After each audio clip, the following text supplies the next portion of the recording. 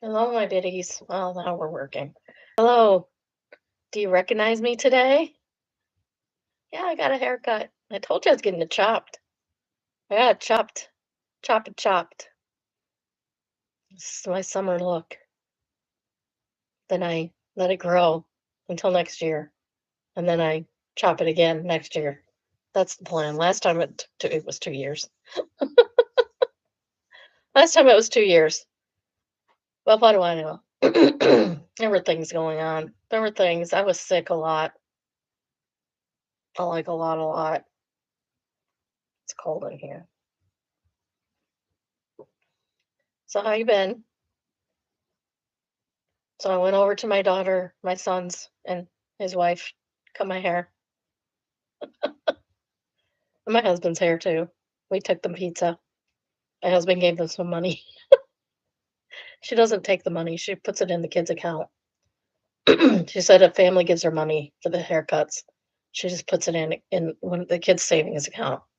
So when they're older, they'll get that probably for college or something, or at least after they graduate high school, I assume. Um, BW was not into it. He'd had a hard day, I think. He had karate that day, so he was exhausted. He had to go watch a movie in the bedroom. Um, WB helped cut my hair. He brushed it, and then he went in to watch with his brother. I got something. What's on my screen? He went to watch with his brother, and I went in there, and he says, "You don't look like Grandma." I said, "Do you think I'm somebody else?" He said, "No, I just don't look like me." He'll get used to it. Everybody does. Everybody gets used to it eventually, and then it goes the other way again. What'd you do yesterday? I did stuff for this, like, all day, all day. So, consequently, I do have a reality roundup for you. Um, so this is Welcome to Plathville Season 8, Episode 6, Kick Mud, Kiss My Grits, which was never said in this episode. Never said. That I heard anyway. I don't understand it. They used to take it right from the dialogue of the shows, you know, but I guess they're picking the names before they edit or something now. I don't know. TLC is weird. So we go to the Plath farm and they're getting ready for Thanksgiving. Ethan has driven straight from Wisconsin because it didn't go well with Tegan. Tegan said the door's closed but not locked. Most of the family is there except for Micah and Mariah. Even Kaylin is there. They all say what they're thankful for. Kim asks Lydia specifically about little additions for next year's Thanksgiving. Then she indicates she's in the running for adding one herself. Kim, you've already been pregnant 10 times and you have 9 living children. Stop. Seriously. Ken disagrees and the kids roll their eyes and are not unamused. She just says, "We just need Lydia and I to be pregnant together." No, Kim. No one needs that. And talking like that is exceedingly weird. This only happens in like fundy families where people think it's cute when you're pregnant with your daughter. It's not funny. It's silly. Barry shows up for Thanksgiving. Ethan continues to feel sorry for himself. Kim suggests they assembly line the dinner cleanup. The assembly line does not happen. Ethan seems to be the only one that doesn't lift a finger because he's too busy feeling sorry for himself. Zach tries to talk to Ethan about Tegan. Zach asks actual questions, and Ethan doesn't seem to want to answer them. Barry is watching just in case a fight breaks out. Barry, Amber, and Mercy go to a state park to look for Bigfoot. The Bigfoot guy sounds like a complete moron. He doesn't even know that the moon cycles to have nothing to do with nocturnal and diurnal animals. Barry says he'd get a green flag from a woman that spontaneously butts out Bigfoot calls. That's weird. But okay, Barry, you do you. Cassia did not go to see Bigfoot. She's baking cookies while Kim tells Ken she wants to give him a son. Cassia gives bombastic side eye to this conversation, and deservedly so. Go, Cassia. Ken is not excited, but would accept it and take care of it just like his other children, the ones he doesn't talk to. It's not the take Ken wants it to be at all. Like if you've been on social media, you know that he doesn't even talk to at least one of his kids, maybe more. Isaac waits 40 minutes for Ethan, who complains that he's still married. His excuse was he was talking to a lawyer. They're not married anymore, by the way. Isaac is determined to have a fun time visiting Mariah in Montana, despite Ethan's moodiness. Ethan says when Ethan's relationship is going well, he's happy, and when it's not, he's not. That's sad. Like, if he's not in a relationship at all, he's in a mood. Not a good one. If he's in a relationship and it's going well, he's happy. That's the only time he's happy. Zach and Lenny are staying with Kim on the farm. He feels she's very surface level and fears her gossiping about them. He's going to talk to Ethan again. He's helping Ethan on the New Yorker. Ethan disses him for wearing a white hoodie, and Zach is irritating Ethan. Ethan so much as says that it's irritating him. He says he doesn't even talk to his brother as dad deeply. Like, that's kind of sad. If you should talk to anybody, it should be your brothers. He says he doesn't know Zach well enough. He's not making an effort to get to know Zach well enough either. I kind of tuned out a lot of the conversation, to be honest. Ethan just doesn't interest me that much. Ethan drives back to Montana just to fly out, back to Wisconsin just to fly out to Montana with Tegan. They arrive at a lodge, and Ethan says Tegan is distant with him, and she says the trip fell apart when they first got on the plane. Not because they had a fight, but because the plane was delayed, and they missed their connecting flight. She says they broke up because he put him first. She put him first, and he put himself first. Sounds like a relationship with Ethan. She realized she deserved better. Ethan is not happy, and they have separate rooms. She says friends don't share spaces like living quarters, except they do all the time. Friends do share spaces like living quarters. They even share rooms, like hotel rooms together sometimes. But she doesn't want that kind of friendship. The producer asks if they're friends, and Tegan enthusiastically says, yeah, we're friends. Ethan just gives unconvincing little nods. Like, it's literally what he's doing. She asks him directly, and he just gives the unconvincing little nod again. They set up her room like they're a couple with roses and flowers and stuff. They again establish that they are friends. When she asks him again if they're friends, Ethan just says, uh-huh. Very unconvincing. Ethan, you're not even going to be friends. Sorry.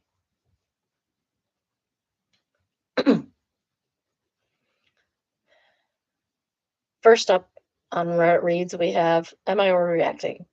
AIO, my dog got attacked by another dog, and girlfriend doesn't seem to care. My family's dog was attacked while he was at a doggy daycare. He's been going there for years and always got excited for his stay. I reached out to my girlfriend about it, and here was our exchange. I guess I can show you. I'll still read it for those who are only listening, not watching. Biscuit got attacked at doggy daycare. Why? A bigger dog bit him, but why? They were all in playtime area. I guess he used to love doggy daycare, now he's going to hate going there. Well, I don't think you should predict what your dog's going to do before you do it. I don't know how bad his injuries are. We just got that he was attacked and went to the vet ER. She says, I bet you he was the instigator. They said he was just minding his own business. Why are you insinuating it's his fault he got attacked? That is kind of weird to just automatically assume. She said he's a crackhead pup. And he says, but it's not his fault. He's goofy, but he doesn't fight or attack others. He didn't deserve this. He's one of the most loving animals ever met. She says, yes. He says, yes, what? She says he's a nonviolent crackhead. Why are you insulting a dog and calling him a crackhead like that? Do you know what a crackhead even is? He says, I'm going to be honest, very insensitive of you to hear me tell you how my dog was attacked and went to the ER. And all you had to say was it was his fault without even asking if he's okay. WTF is wrong with you? She says, you can leave me alone, goodbye. I don't know in what universe someone told you that is an acceptable way to talk to your partner. That's not even that bad, dude. If you heard some things I've seen, if you've seen some things I've seen people talk to their partners like, he says, sure, next time one of your loved ones gets seriously hurt, I'll be sure to ask you what they did to deserve it and say it. I bet it's their fault. My God, you'd really rather fight about this. There's no part of you that realizes, gee, maybe I should have at least asked if he was okay. You really are clueless how as to how you upset me. She says, seriously, do go back and read the conversation. You told me you didn't know his injuries, which I said, poor baby. Weighing off. You weighing off. That was rude as hell. And not even ask it or care if he's okay. All you had to say that you bet it was his fault. Like, how is that even relevant? I'm over here winging traumatized that my dog is going to die again. She says it's a wanging dog. No. Okay, she lost me. Like, she lost me before, but she really lost me with that one. Like, dogs can't be crackheads. They don't do crack. At least not on purpose. Is he a silly, goofy dog? Maybe, but that doesn't make him a crackhead. I don't think she knows the meaning of that word. Edit, wow, this got a lot of comments, and the answer seems pretty unanimous. Let me give you some more context. Fix-It was a rescue pup and definitely a crackhead pup growing up. What's the crackhead pup mean? He did chase the family cat around quite a bit, and eventually my sister had to take him to keep the peace. He's now 10 years old and has mellowed up quite a bit. I only have the info I heard from my sister, but it sounded like he was just minding his own business at daycare, and the bigger dog attacked him in the group play area, like out of nowhere. He has a 1-inch cut on his shoulder that needed stitches and significant bruising. The ER vet bill was $2,500 so far for the daycare paid. I'm hoping he isn't too traumatized. As far as my girlfriend, she's definitely more of a cat person. I think she resents Biscuit for terrorizing my cat. I told her I understood she doesn't like him, but I just needed some compassion in that moment. She is instead very hung up on WTF is wrong with you comment and seems to be asking where I was taught it is okay to say that to your partner. It is okay to say that to your partner when they're acting like a jerk, which she was. I tried to explain I was in distress, but she's right. It's not okay to say that or lash out. Yes, it is. But I do feel like I'm being heard or understood. I'm sorry, but sometimes you just have to be mean to people if they're being stupid.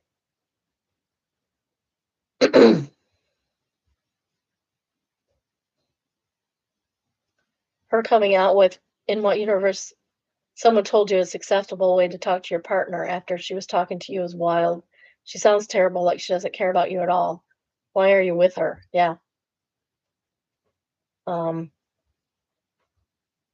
answers that was manipulative and sneaky AF, the way she spun that. No words, just dog says it's called Darvo. It's an abuser's playbook. Yeah. Darvo is deny, accuse, reverse victim and offender. Darvo. So if somebody is denying something or they accuse you, and then especially if they accuse you of attacking them when they're the aggressor, they deny it and then they attack. and then they try to make themselves the victim. That's Darvel. Dryad is the second top rated comment. Says, bro, why do you even apologize to her? Wang that, wang her too. Leave her butt. She doesn't give a crap about your dog. She sure as heck doesn't care how you feel. You're not overreacting. She is. Traditional Buck says her first response to him saying it was insensitive is such a red flag. You can leave me alone now. Goodbye. When he barely said anything is wild. I've known a few people like this, and I'm so much better off without them in my life. Yeah. Optional Natural says, yes, she was super quick about telling him goodbye, and he was only just talking about what happened to his poor dog. She's a real see you next Tuesday. Third top rated comments from Business Cell. It says, NOR, it's a winging dog tells you everything you need to know about this person. They aren't a good one. Altruistic Cable Car answered, yeah, I went from mildly annoyed to a massive record scratch at that one. Throw the whole person away. Same. You saw me do it in real life, in real time. Next, we have a title, people, and it's entitled, We Will Take Those Seats When You're Done. I was at a dinner with my dad the other night. It's a full restaurant that also has a back deck with additional seating and a full bar. We still had a glass of wine left, and a little more than a quarter of the bottle was still there. The bartender had just put 2 desserts down for us, and before I could even take a bite, I hear someone behind me say something to the effect of, we'll take those seats when you're done. It was a middle-aged man, and my dad acknowledged him and said, no problem, and turned back around. The guy proceeded to make sure he wanted those seats because people like to hover and snatch them. Like you're doing, sir? Go away.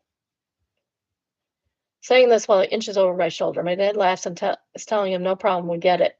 Goes back to his wine, but the man stays and continues on about him and his wife and a friend wanting to place to sit for their cocktail. At this point, I'm getting annoyed just because I think it's rude to interrupt someone else's meal, especially multiple times. It is, especially when it's completely unnecessary. They've already acknowledged you. Go, move on. So I turn around and say, we just got these desserts, and you can see we're not done with our own drinks yet, so I plan to be here for a little while longer. But I'll let you know when we're done. I turned around and pretty much immediately, because I'm not making this conversation, and proceeds to tell us, take your time, no rush, we just want to get them. Well, I couldn't help myself, so I looked at him. I said, you know what? Don't worry, we won't rush. With a smiley face. Honestly, I was ready to go home. I'd been at work all day and dinner for over 2 hours at this point, but it bothered me. Annoying as heck and audacious, telling me not to rush when you're pushing the point that you're wanting us to leave or waiting for us to leave. Well, another couple walked up on my dad's side. We made casual chat with them for a minute. And then after I got my leftovers boxed up, my dad stood up, pushed his chairs to the other couple, and told them to have a nice dinner. I heard the first guy complaining about how the chair was his literal words, and I walked away, hoping he had to stand for the rest of the night.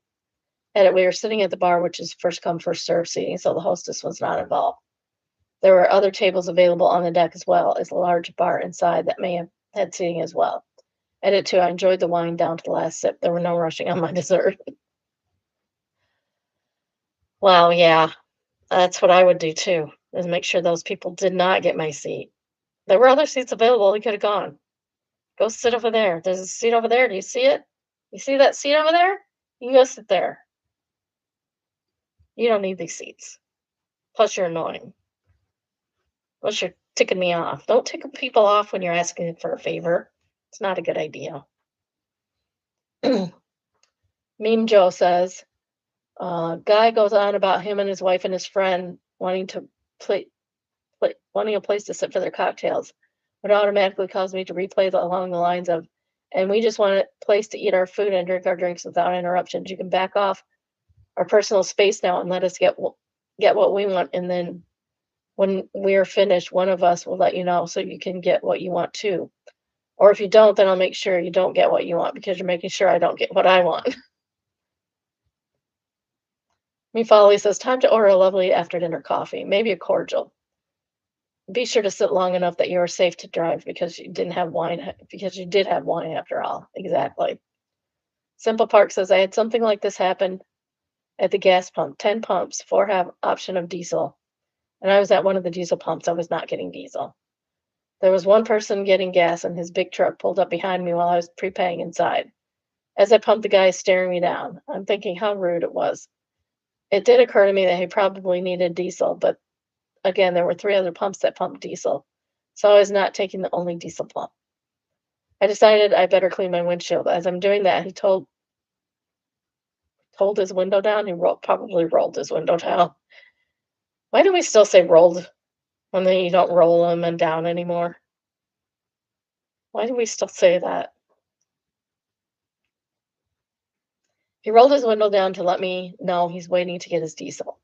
I informed him there are three other diesel pumps. He didn't care. I got in the car and decided I was going to answer an old message from a friend that was doing an MLM scam. I had questions about the smelly goods she was selling. He starts laying on his floor. I'm just sorry. Eventually goes to the next pump, so I drove off. I've done that to people. Don't like be nasty to people. I will slow down. I will slow down what I'm doing.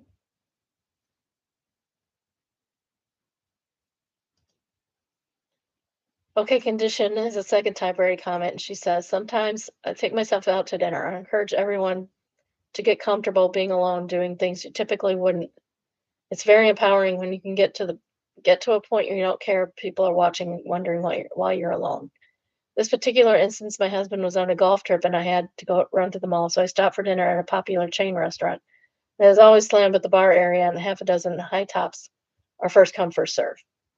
I stood in the side along with the others until my turn to grab a high top came. I ordered cocktails and then dinner.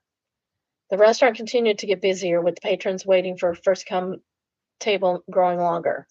I noticed a man and a woman came through the door access to the room from where the line was forming and noticed they stood there for several minutes talking. I didn't really pay attention to them other than noticing them. After several minutes, the man comes over and wife stood a few feet away and pulls out a chair at my table and says, my wife and I are going to share your table. You don't mind, right? No, if she wanted you to share her table, she would have asked you if you wanted to share the table. The person sitting at the table gets to decide. Yes, sir, I most definitely do mind. I said I chose to dine alone this evening and my meal is about to arrive, so if you don't mind. Like your dad, when I was done, I signaled the line of people that would be leaving. The very polite mother and her very polite daughters thanked me and said they'd wait in line until I left and insisted they sit. I insisted they sit. I was waiting for my card to come back after paying. I gave the man and his wife a big smile as I walked past, where they were still standing. See, it's a good way to lose a table, is to be an ass. Junior Elk says the audacity. I mean, for real. I'm a regular solo diner too, and this would have evoked my petty side for sure. Okay, condition answered. I was like, what? My husband and I travel often. We go to an island beach bar where dining seating is all outdoors and scarce. We have often offered an extra table space to others who enjoy our favorite island beach bar, or said yes when someone approached us, but that's a whole different vibe. It's a whole different vibe. Saying, my wife and I are going to share your table is different than, may I join you? May I join you? They have the option to say, no, I'm sorry, or yes, please. But my wife and I are going to join your table is a is an order. That's a command, not a request. Don't command people. They're not your slaves. Their top rated comment is altruistic cable car. And it says, at that point, I just accept that I now live there in that chair and never get up again.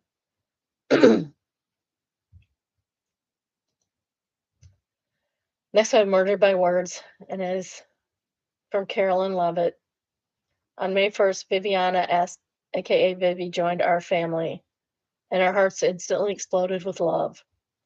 Tiffany Woolsey says, wait, so Vivi didn't enter your family until her birth? Interesting. True. It's funny how that happens. I thought she entered your family at conception, even though that's not even pregnancy yet. Part-timers, top rated comment says, should we talk about the age gap between the baby and her husband? Character actual answers that baby and Stan will both be wearing diapers at the same time. Blue Floyd is the second top rated comment saying, wait, I thought according to your belief system, Vivi would have joined your family when your dad, husband, raw dogged you roughly 9 months ago. Oddish Doggish says, technically, pregnancies date from before conception, last date of menstruation and all. Yes, that's true. That is true. Hopefully, I put enough time before we got to this one. Good old Archie says, I knew women are mass murdered by the time they're 16. No, God is. Birdiac says, I just thought this today. Folks like to say life starts at conception, yet pregnant women don't count as two people for the HOV lines. That's true too. Nobody Gassius says it's been challenged. Delta Charlie Bravo says the court ruled that the baby was not a DOT approved child. See, and ticketed her.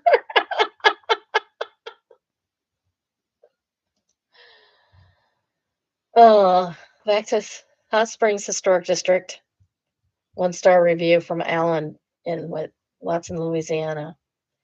It says certainly not part of the park's natural beauty. Why not? That's Hot Springs, not. Sorry, this is a Big Bend at the Hot Springs Historic District. This place, concessionaires used exploited in the 1930s and 40s as a tourist stop. Park Ranger has preserved it. Park Service has preserved it, but like the ski lodge in Yosemite and the golf course in Rocky Mountain, it needs to go. This park has such natural beauty in this small location is a real detraction. It's a 3+ mile hike from the Rio Grande Village or a 1/4 mile hike from the parking lot. There's an old stone store at a Storm Motel. Both stand out as an eyesore. The imported palm trees, while creating shade, also give the location a sense of cheap. It's historic, though. The hot springs themselves have been corralled in a stone or wood holding pen to prevent guests to sit in the bath. The 2 rules, no pets or alcohol, are the only restrictions.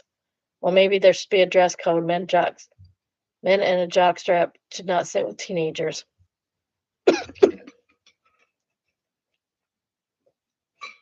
highly doubt there was anybody there in a jockstrap. The NPS, National Park Service, has a duty to preserve and protect the natural beauty, so do it. Can't take some things back that have been done historically, and this is a historic district, not a natural district. Learn the difference. It might go well for you, Alan. Next, we have Traumatized Them Back, and is entitled Enjoy the Glitter Cheater. Not a long story at all. It's very short. Recently at work, I've been inappropriately hit on by a coworker that I know is married. That has also been the first incident for him, so I plotted a little petty revenge plan. I put some glitter on his jacket and chair while he was gone, knowing it would stick to him. If you know anything about glitter, you know who's going to notice when he gets home. That is evil. That is not Traumatize Them Back. That is petty revenge. Marching Cupcake says, I love how the story has layers, even though it's so short.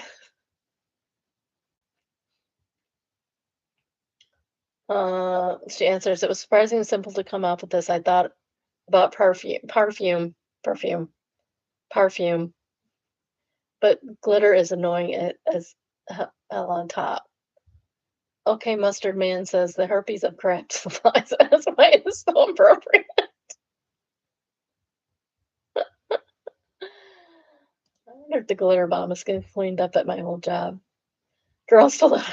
Yes, there was a glitter bomb at one point. It's a great story. Girl Stiletto says I would contact HR and report him. Then contact the wife and tell her he has been sexually harassing him at work. She really does need to go to HR. Sweet Okashi says, this is how you do it, assuming your organization has an HR and he isn't it. It's the best way to CYA in case of retaliation. Girl Stiletto answers, at least report it to the manager in writing. If there's no HR, report it in writing either way and warn the wife. Yeah. One of my coworkers was sexually harassed by other coworkers. And I'm like, "Did you tell the boss?" And she said, "No." So I'm like, "We're going to tell the boss." So we did. And she told her boss. And her boss went to HR, and they did nothing about it.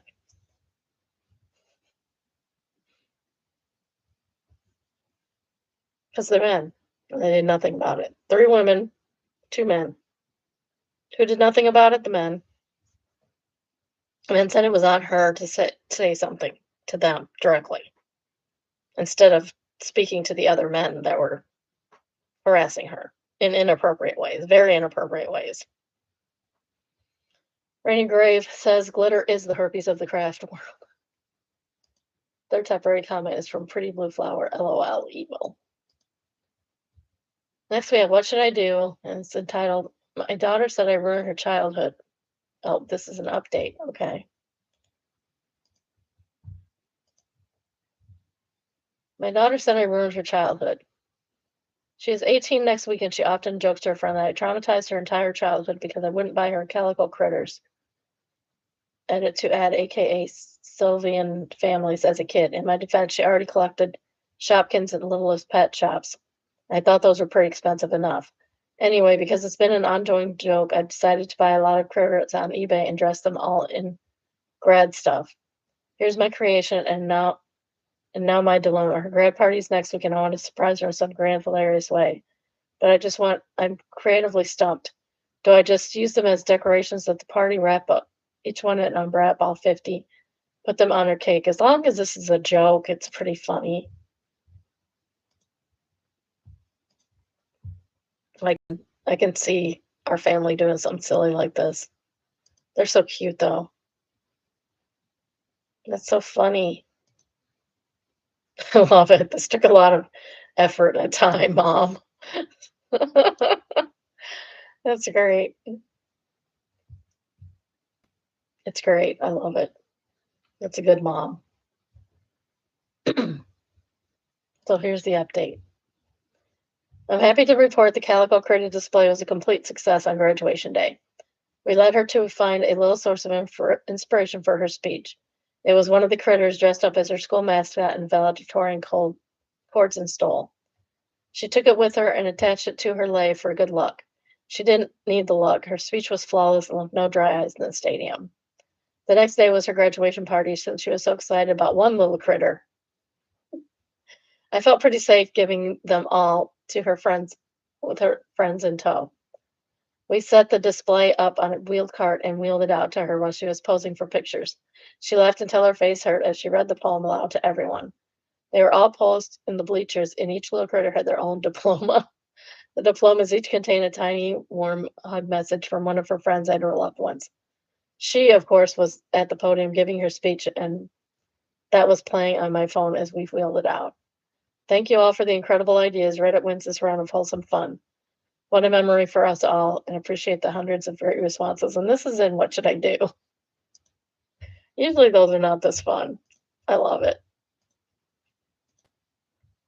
I like that they didn't put the entire adult graduated daughter's face on here. It's very nice. It's so cute.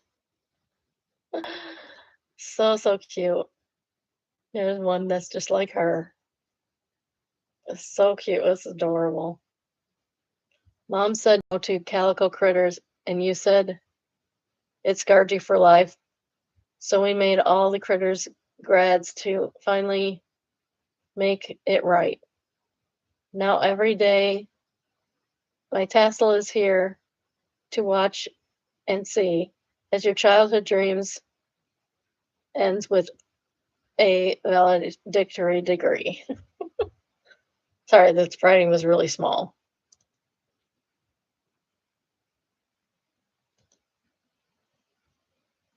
So cute. I love it so much.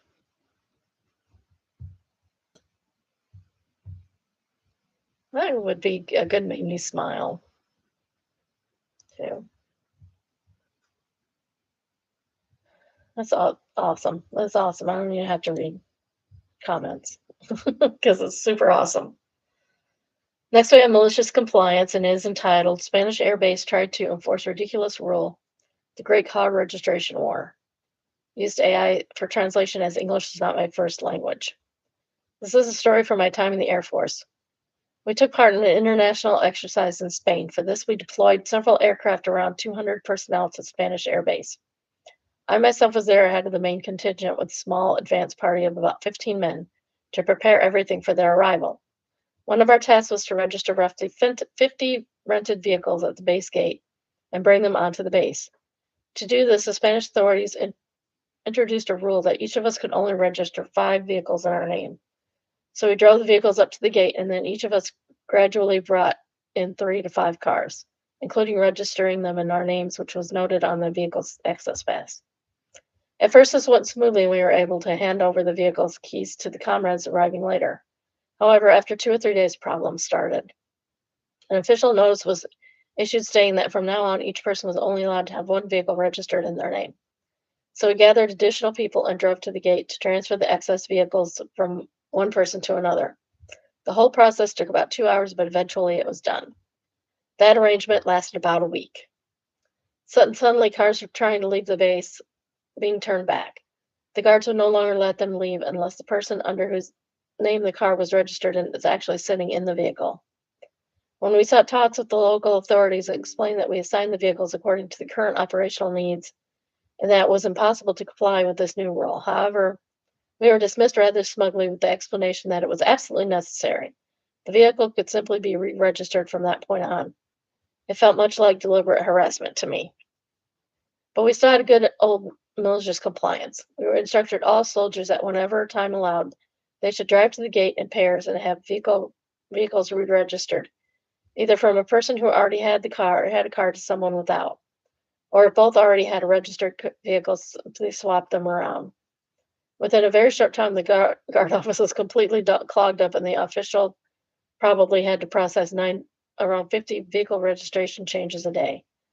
And what I can say, after 2 days of the guard office being blocked by endless vehicle re-registrations, it suddenly no longer mattered whether the registered person was sitting in the car or not. Well, you asked for it. You got it, buddy. Shaggy Snack says typically military shenanigans. Bravo to clogging the system. That's the only way to get military to move quickly, by making everything come to a complete stop and making someone lazy work. Virtual Matter says not military related, but making lazy people work. I remember a story of a teacher who would keep a keen eye on who would do work in group projects and who didn't. And he would match the groups over the school year as best he could, such that more and more of the laziest people were all grouped together, and the ones that did the best work ethic were all grouped together. The people willing to work didn't have to work for others and were getting top marks. The lazy people, however, suddenly had nobody to do the work for them because the entire group was just students who had never done any work in a group project before, and they all failed. That works until you get one of those people who just takes over and doesn't care whether anybody else wants to do the work. I've seen that happen. I did not experience it myself, but I know the person who was taking over the group, and everybody else in the group was really mad about it. I don't remember what grade they got. My group got an A because we all worked together. Electrical Apple says, when my dad was in Korea, his CO gave him the crappiest jobs to do. When he finally complained about it, his CO said, you're the laziest guy in the unit, but you always find the easiest way to complete the job. So I make you do it, and then the others watch you and to watch what you do, and then they do it, and then do it your way. Jeff Singh says sometimes laziness is confused with efficiency. I've been told that. I tell people, they're like, "What's your greatest asset?" I say I'm lazy, and I will find some way to make something easier to do if I can find it.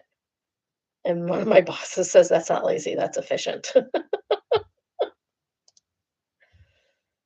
Next, we have Evil Buildings, and this is a residential complex, Shuvlovsky in St. Petersburg, Russia.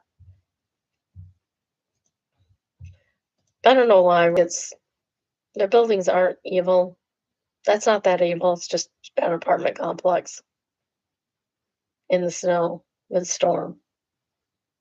It's the snow and the storm and the sun, the way the sun is, that makes it look evil.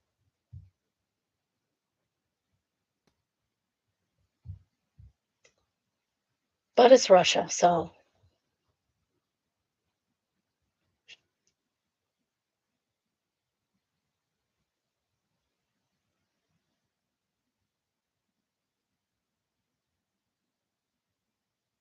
somebody's asking if it's real. Somebody says it looks edited, and some says mornings don't really look like that. People just need to wake up early and get off their homes. I think you mean out of their homes, maybe? Or get off their butts. I don't want to. I don't want to be up that early. Does not go with my natural circadian rhythms. Sorry. I woke up way too early this morning as it is. Next is AITAH, entitled AITAH. If I continue on a pre-planned trip, my girlfriend is arrested at the airport due to old warrants. Not if you warn her ahead of time. I mean, if you didn't know about it, maybe. But if you warn her about it ahead of time, then no, absolutely not. I would still go. But I'm mean, so keep that in mind. I-34 male, my girlfriend 29 female, have been dating for 6 months and have been planning to attend my cousin's wedding in June. We will be flying from Detroit to DC. It's a fairly short flight. I booked the itinerary in April. Earlier in May, she discovered that she has warrants over the past few years. She says she doesn't remember the charges. I expressed concern that she wouldn't be able to board the flight with those warrants in place. She expects that she would get the warrants taken care of before the trip in a month. She then asked if I would continue to board the flight if she was arrested. Ma'am, we're going to a wedding, yes. It's my cousin's wedding. I'm not missing my cousin's wedding because you can't take care of your legal crap. Why do you even have warrants? Why are you dating somebody with warrants? That would be like, I'd be looking into that real fast. I responded that I would continue to board the flight as it is her responsibility as an adult to have these things in place. And we're not a married couple, am I wrong? If you were married, I'd still go. If my husband had a warrant and got caught at the airport and it was my cousin's wedding, I would go. Sorry, I'm not missing my cousin's wedding because you're a dolt. Am I using the word dolt too much? Our Booty says hide your credit cards. Traveler says freeze your credit. I had to do that. It's a pain in the butt. Every ad answers hide your wallet, hide your kids. Second top right comment is from Feeling Pass, and she says NTA, but I would seriously reflect on her answers because that's screaming red flags. Yes, it is. Red flag city. The reddest of flags. Maybe even a red sheet. I'm not sure. Blackberry Helpful says she doesn't remember the charges. Okay. So the charges were much worse than just an unpaid ticket. Okay, so Katadia answers, yeah, if she actually doesn't remember, I feel like that's an even bigger red flag. Treehouse Hunter says, who the F has warrants but doesn't remember the charges? Someone is lying to you. Exactly. I wonder if there's an update. I want an update on this one. No update.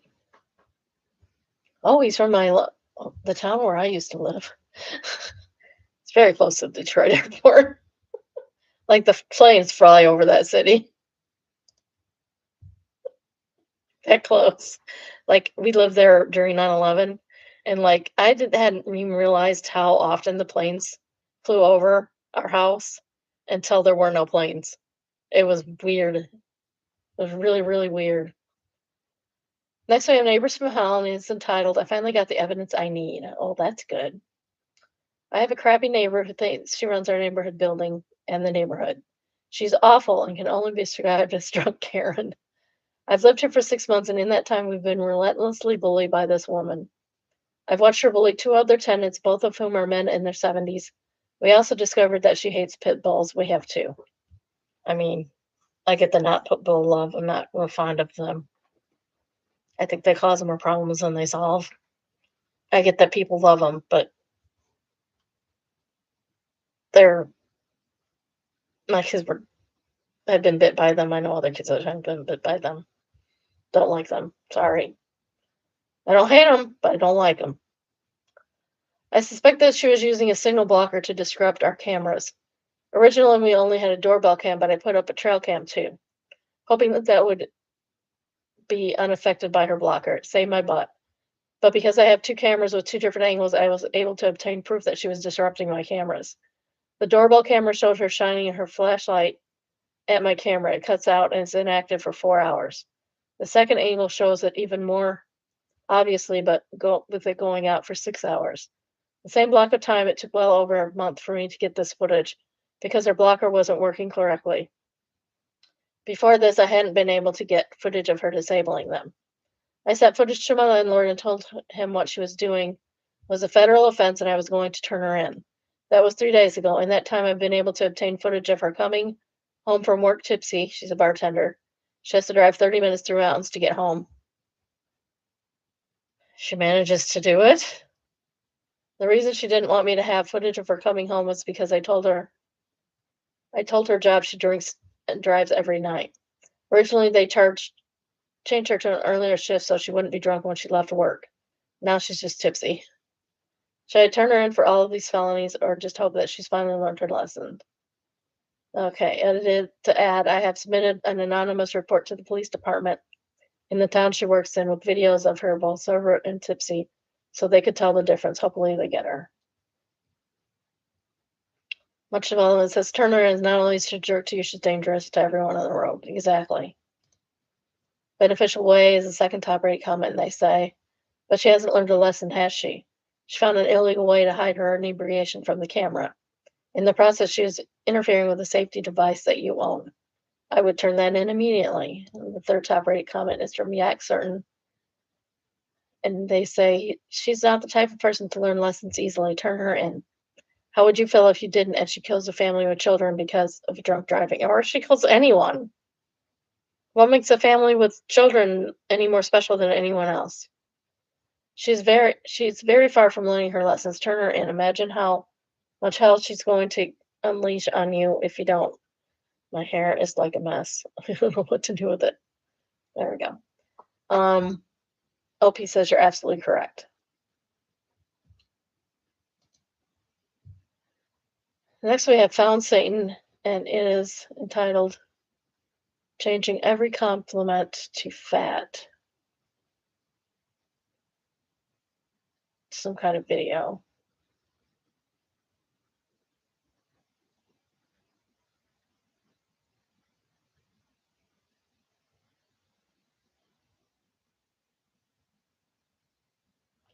I'm not even doing that. It's just dumb.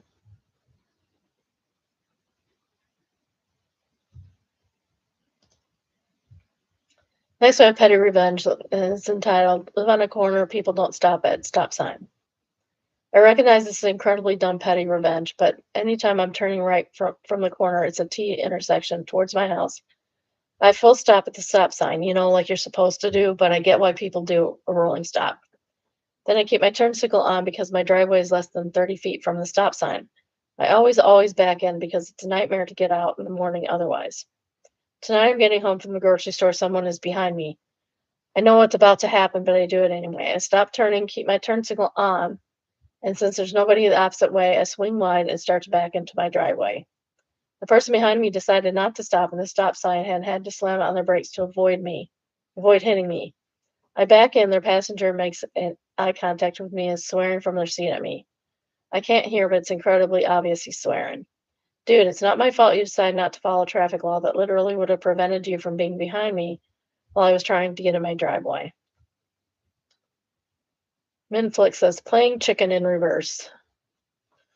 Somebody reversed it. S. Rever Ni Nextich Enyalpi. Enyalp. I read this in Missy Elliott's accent. I don't know who Missy Elliott is. Can you tell me? Tell me in the comments who Missy Elliott is. Busy Bee says you need a camera in case some moron hits you and lies about it. OP says yes, probably. Brady Witchcraft says since you live at the corner, you might not even need a dash cam. Check your local laws first, but in my area, it would be legal to mount a camera on your property that faces the sign. True. Just raising this crap is the third top rate comment. They say it's better practice to turn off your turn signal and turn it back on. Leaving it on doesn't fully show people that you're about to do. I drive an old car. I have to manually turn off my signal because it's broken. I can't be bothered to put money into an old car to fix it. But it would definitely go off and on to indicate that I was done with one turn and starting another. That's not a bad idea. Arcana says, I live at the top of a hill with my driveway just over the crest. If there's a car behind me, I tap the brakes a couple times as I'm indicating just to be sure they know I'm stopping. OP doesn't like the idea of turning off her turn signals, but she says it might help. Someone else mentioned using the flashes would also probably try that too. Flashes won't work well if one of your flashes is out, as I learned when a truck backed into me once. I thought he was turning. He was not. Backed right into my car. After sitting there for 10 minutes, he backed into my car. Like, I thought you were turning right. Why was your right-hand turn signal on, not your left? Expectation versus reality. This is a graduation cake from a small-town grocery store bakery.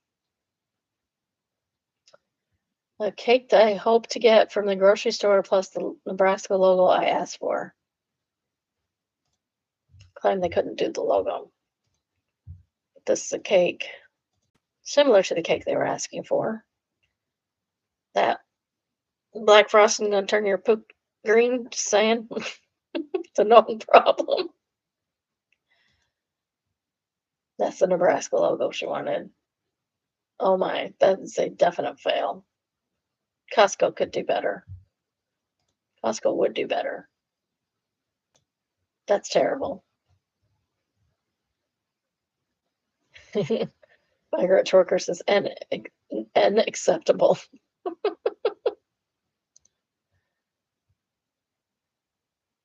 Maddie says, I don't know whether to laugh or cry. OP says, we laugh because what else is there to do now? We have a funny family story. That's a good attitude.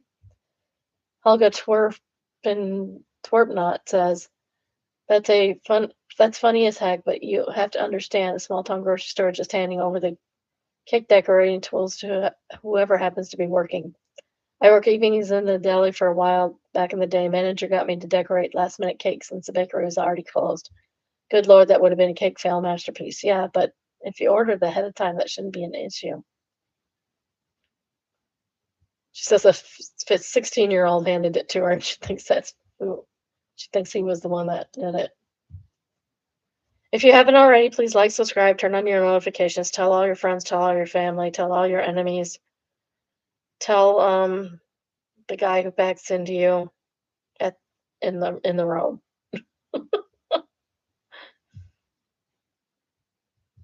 Next we have our real estate. It's entitled, it's 1982, but I don't hate it because I'm fed up with the gray trend and the simple floor plans. This floats my boat. Everything could stay as is, even the red carpet. It suits the space perfectly.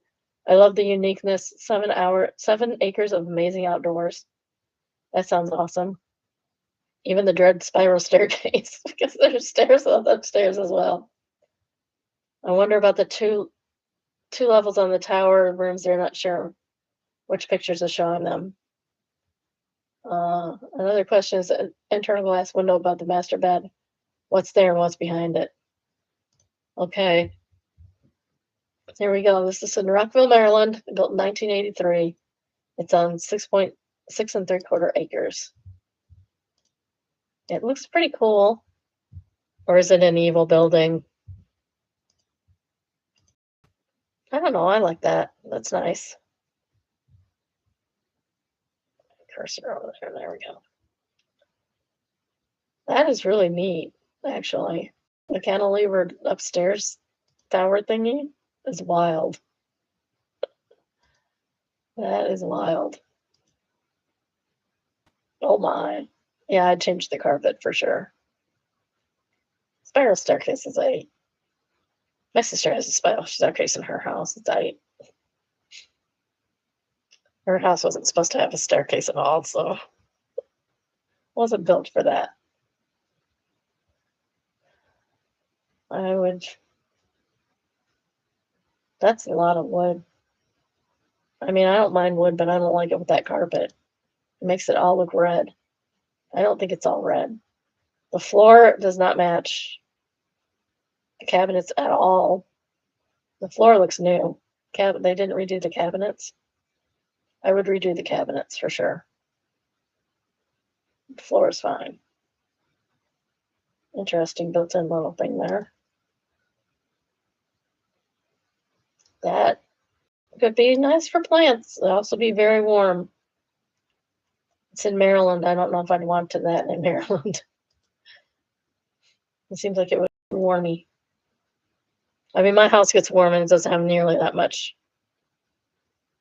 glass.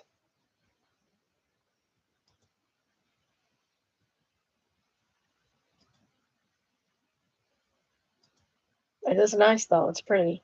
It has a pool. How much is this? $2.5 million, 4 bedrooms, 4 baths, 6,700 square feet ish. Interesting. Sink in the middle of nowhere. I don't like all those stairs going to them to the pool. Kind of starts my knee just looking at it. That's weird. I bet you that goes up into the little cupola thing. Oh, that's neat. Too bad that window air conditioner ruined your view. I'd put the couch under it. It's okay. 2 sinks is good. Nice shower. I would not have chosen that for the countertop. A little too dark for what they got going on with the tile. Nice walk-in closet. Nice rock sculpture inside the house. Not bad. That is just weird. I'm sorry. This space that can be used for other things, I think. It's interesting. It's an interesting talking point. It's a conversation starter. For sure.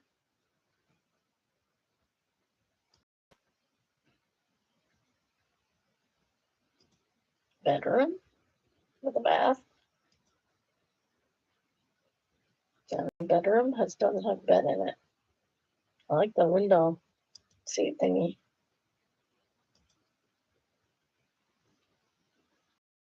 These maple, I think that's what that is.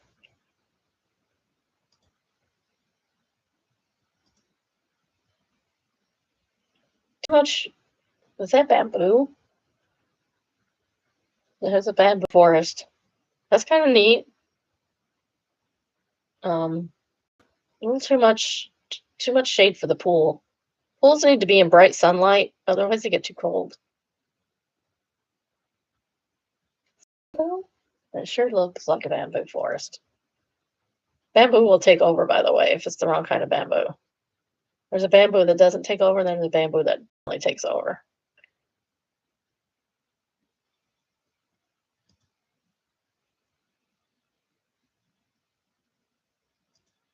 Garage is decent.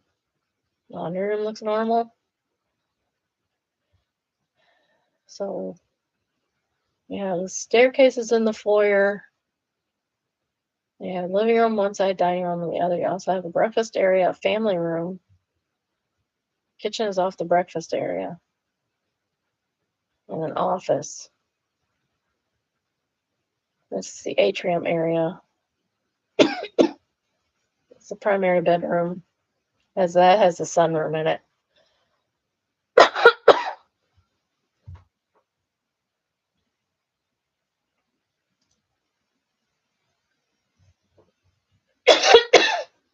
So downstairs, lower level. Okay. So the bedrooms are in the basement,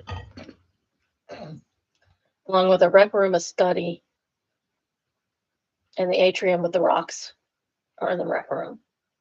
There's also a sitting room.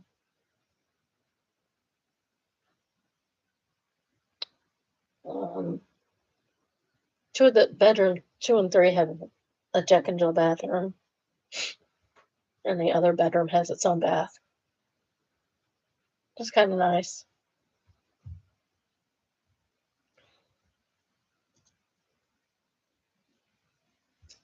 And that's a depiction of the area, and that's it. It's okay. It has potential. Built in 1983.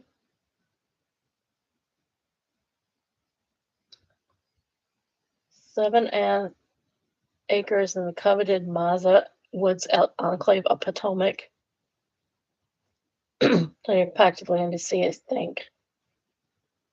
The entertaining intimate retreat. A serene primary suite with its own sleeping porch. Perfect for quiet mornings immersed in nature. I would probably not leave my bedroom for a long time. Especially in the weekends when my husband insists on having the TV on first thing in the morning. It drives me insane. There's an in-ground pool, surrounded by mature landscaping specimen trees. Are those specimen trees? I don't know what a specimen tree is. Wildlife including blue herons, woodpeckers, blue jays, sandpipers, bald eagles, ospreys, and red-tailed hawks. I suddenly coughing.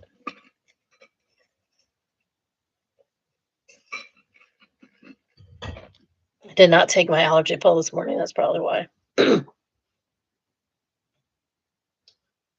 Additional features include a steel frame construction, 2-car attached garage, and a new roof. What are the taxes on a $2.5 million home?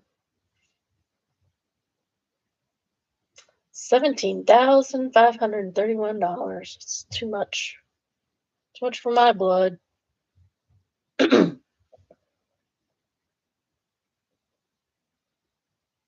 it going the right way?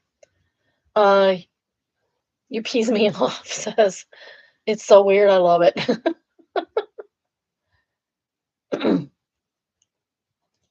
Second operator comment is Captain Fleck, and they say a second solarium must have been the work of Art Van Lay.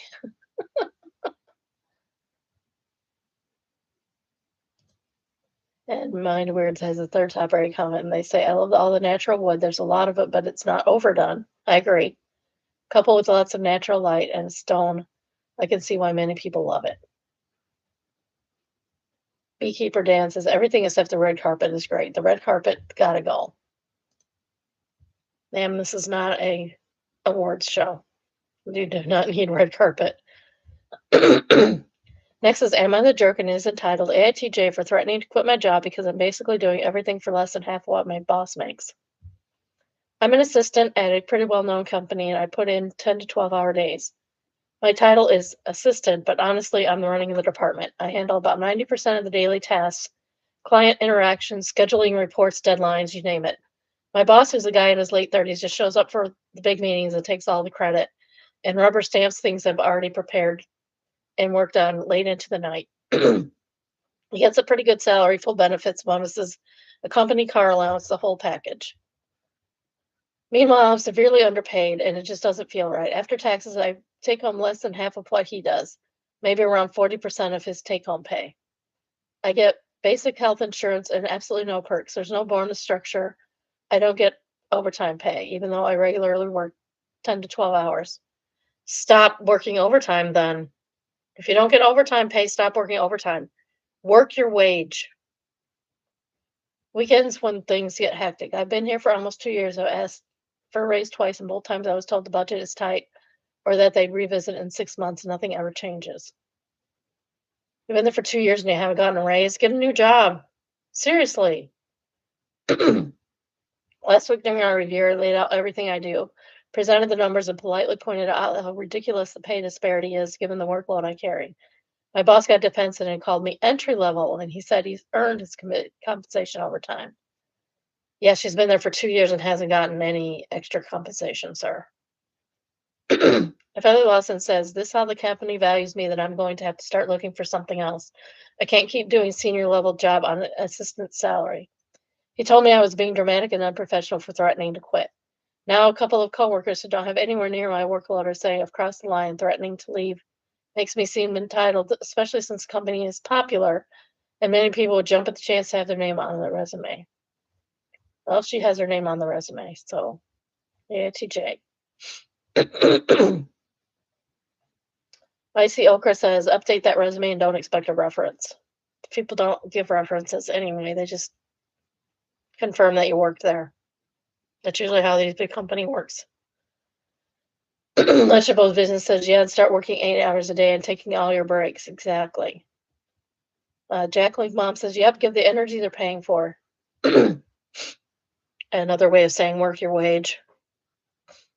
Coffee is Forever says, never put in the hours you aren't paid for. Never.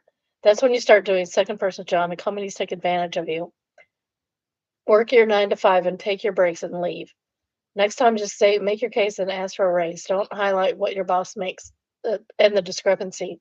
Say, I want X more based on these things that I do and what's available on the market. I believe that it's what I'm worth. That already says enough. You're already looking at the market. Still, prep your CV always. Always have your resume updated, especially if you're working at a big company. Always have your resume updated. Don't ever stop looking for jobs. Be prepared to walk, as most likely they will only offer you a raise once you submit your notice. The easiest and fastest way to get a raise is to change jobs. They won't be motivated to give you a raise because they have you for cheap and they don't want things to change. But if you leave, they have to sink time into training, etc., and it will end up paying the next person more than you anyway. You'll also get more somewhere else. Huckleberry News says, yeah, no way I'm working overtime without compensation. Okay, issue says, sounds illegal. Notify the authorities. Yeah. Check out your state laws. Some of them have rules against that stuff.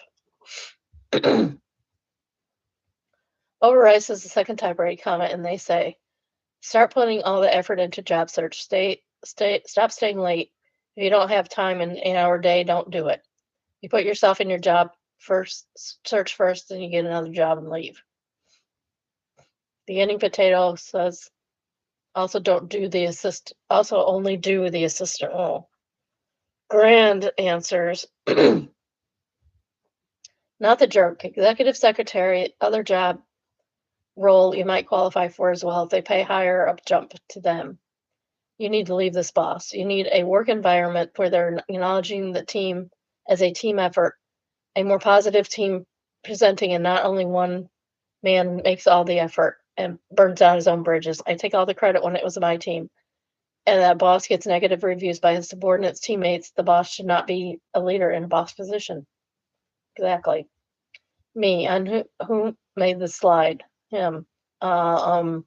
Me. So you didn't work with the team and touch base or say my team built this or I built that. You would have known who did it and how your words can harm your coworkers. You need to have my team built this and I'm proud of them. I know Susan and Harry made these slides and they asked me to present their work. Seem more positive in the boss presenting the team effort of said project, but also including them. This is too long. I'm not doing that. I thought it would be more interesting than that, but it wasn't. Third separated comment is from Argyle Bargyle Plaid. And she says, your coworkers don't want you to quit because your boss put his work on them instead. Update your resume and start looking around. If you have client interactions, see if any of them are hiring, especially if you've made a good impression. But don't say anything or they'll find a way to undermine your work.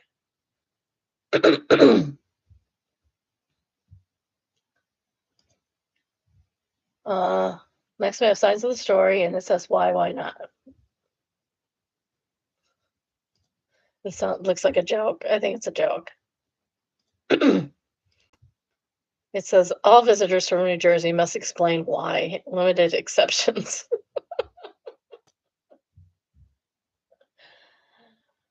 Sounds like a Michigan, Ohio thing. Anonymous Party says you can't just have random people from Jersey running around willy-nilly. Sassy Syrup is the second top rated comment. It says they know why. He just puts in teeny tiny little print. Limited exceptions.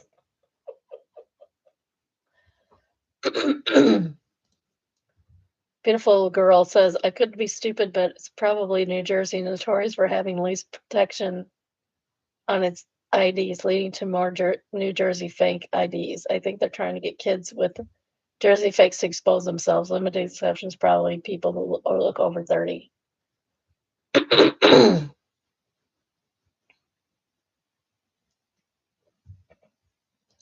Still, why? Why are you from New Jersey? Next, we have confession is entitled "One Conversation with My Mom Changed the Way I See Parents Forever." A few months ago, my mom sat me down and told me she needed to talk about something important. I genuinely thought she was going to tell me she was dying. She looked terrified. I kept fidgeting with her hands and couldn't even look me in the eyes properly. I remember my heart pounding so hard I could barely hear what she was saying. Then she finally admitted we were behind on bills and she didn't know how much longer she could keep pretending everything was okay financially. What destroyed me wasn't even the money part. I was realizing that while I've been stressing about my own life, my mom had apparently been carrying the weight of the entire family by herself and smiling through every day so we wouldn't worry. That's what a parent does. That's what a parent does. Ever since that conversation, I noticed the exhaustion in parents everywhere. The fake smiles of pretending the I'm fine when they clearly aren't. I think becoming as an adult is realizing your parents are just scared people trying their best the whole time. If you look at anything about adulting, you will see that most people just think they're faking it all.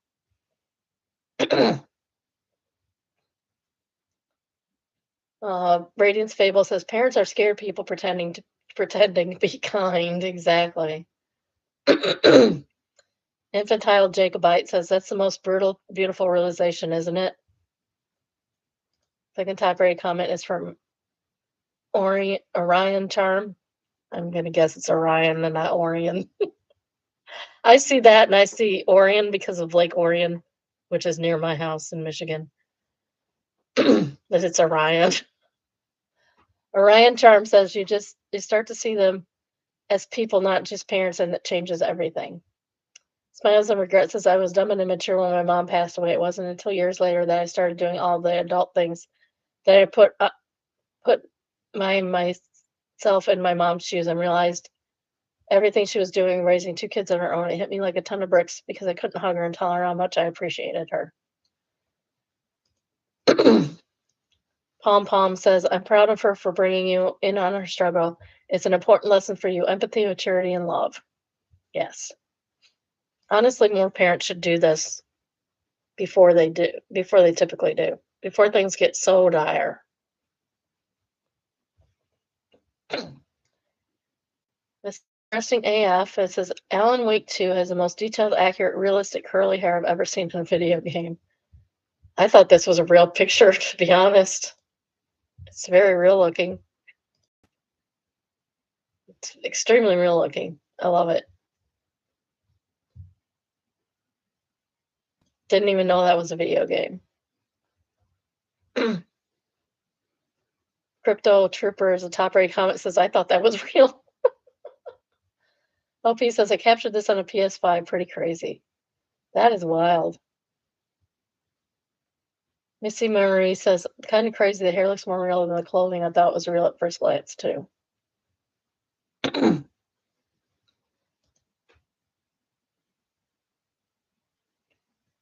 Ray Haynes says, they even did the dry stray hairs. That's what really sells it.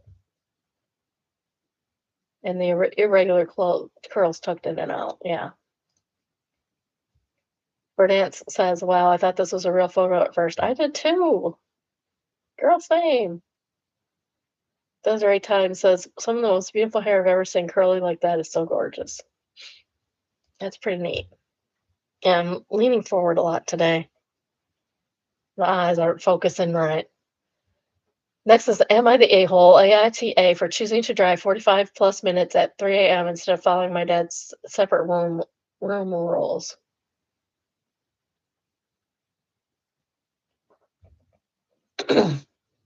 My boyfriend, 23, and I, 22, are going on vacation. Ma'am, you are an entire adult female person. Your dad does not get to tell you where to stay when you're on vacation with your boyfriend.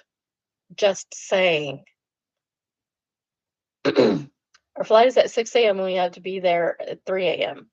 My parents' house is closest to the airport, being 20 minutes from it. It would be easiest to stay here as my apartment and my boyfriend's house are further than 45 minutes away. My parents offered us to stay at their house so they can also drive us there so we don't have to pay for parking. This is ideal, but my dad is uncomfortable with my boyfriend staying in my room. However, my mom is comfortable. My dad wants him to sleep in the guest room since we are not married and should not sleep together under his roof. You think they're not sleeping together out from under your roof, sir? Your daughter is a full-grown adult. Are you an idiot? I understand this and will respect his wishes, but I'm uncomfortable with my boyfriend being in the guest room. We are both respectful people who have been together for a while now. So in order to make everyone comfortable, I told my dad we'll be staying at my apartment. He got mad and said he wants to be the one to drive us to the airport. I told him that would be ideal, but I'm uncomfortable with my boyfriend staying in the guest room. Then he asked why I'm making a big deal of this. Why are you making a big deal of it, sir? Why are you making the big deal of it?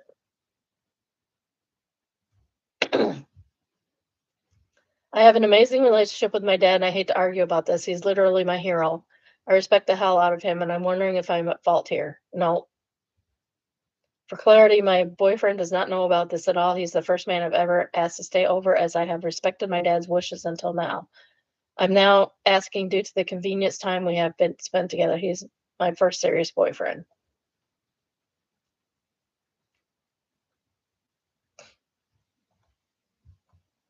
Sure, fine, whatever, says the top rate comment. NTA edited 2 times to convey my original vote was NTA. See below. Your dad set a boundary and you respected it. That's it. If dad is hurt over it, he should re-examine his feelings about the sleeping arrangements. Yes. Fine, you don't want us to sleep together under your hot roof. We won't do that. We won't do that. We'll go to my apartment. Would I let my boyfriend sleep in the guest room to simplify my airport experience? Absolutely, I would, but choosing not to do that is your total reasonable choice. I would make my Would I make my adult child sleep separately from her partner? I would not, but your dad wants to make that choice. I did a change in my votes because I just saw OP's edit about her brother. Clearly, the edit makes the dad the TA for all of this double standard. But the edit is editing. Edit is adding. Edit. Okay, I didn't read the edit because I thought it was doing something else. I'm fine sleeping on my own. The reason I'm uncomfortable with him in the guest room is that I'm always a respectful adult towards my dad. I feel like he does not trust me to stay that way under his roof. Also, my 17-year-old brother was allowed to have his 17-year-old girlfriend stay behind closed doors, but I'm not.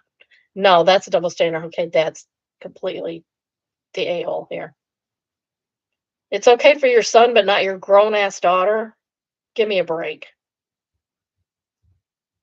Yeah, I get mad sometimes. Parents tick me off so much. And I'm a parent myself, so I know. Uh, Changing my vote because I just saw OP's edit about her brother. Clearly, the edit makes her dad TA for all its double standard. But the edit's adding such an important information, which clearly should have been part of the original post, makes me think this is fake anyway. It doesn't make me think it's fake. Because I know people like this. Holland deserved better, said the dad said a fine boundary at first, but his reaction to OP's response pushes him into a-hole territory. If you set a boundary and someone respects it, you don't get to whine about the result. Doradius says, because for the dad, it's not a boundary, it's about control. And if you think too much about what the dad is trying to control, it's creepy. He's projecting the why are you making such a big deal about this? It pushes him too much.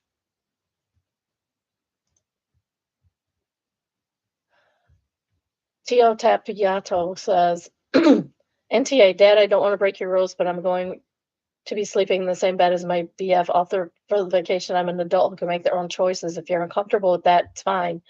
We made other arrangements. If you'd like to drop us off at the airport, you can either pick us up at my apartment or let us sleep in the same room at your house. Otherwise, we'll see you when we get back. Exactly. Very adult. Very adult.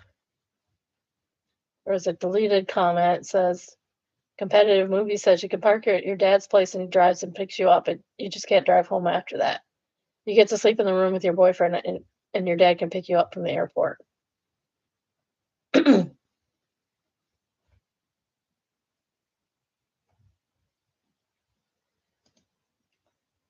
Gator Death Rolls says, I'm really surprised by all the NAH and YTA votes. Your NTA and your dad is, you're not making a big deal out of this. Your dad is. You are trying to exert needless control over another adult. You aren't trying to exert needless control over another adult. Your dad is. Your parents offered to give you a ride. You didn't ask for a favor. When their offer comes with strings attached and it feels gross, and your dad trying to control the activity of your vagina, you're well within reason to say, actually, it's okay, we'll just drive ourselves. Schnitzel Vaughn says, yeah, everybody's glossing over this. You can't sleep in the same room until you're married thing. This dude is treating his adult daughter like his own property. And everyone is saying, well, he's entitled to make his rules in his own home, as if it isn't some weird Puritan obsession with his daughter's vagina. Yeah, true. And what do you think they're going to do in there? Nothing. They'll do nothing because they don't want you to hear anything untoward going on. They have plenty of time for that after they leave.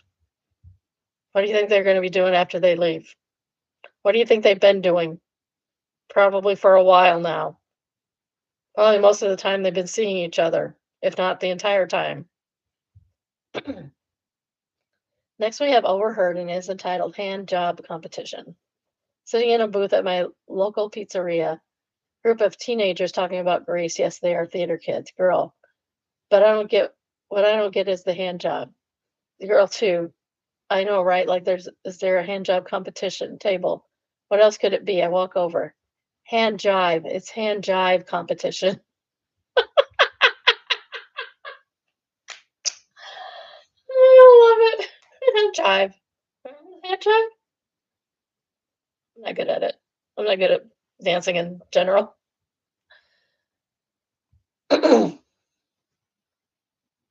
For even anywhere, girl one. So they called hand jives hand jive back then. It's so weird. Girl two, I'm gonna give my boyfriend a hand jive later.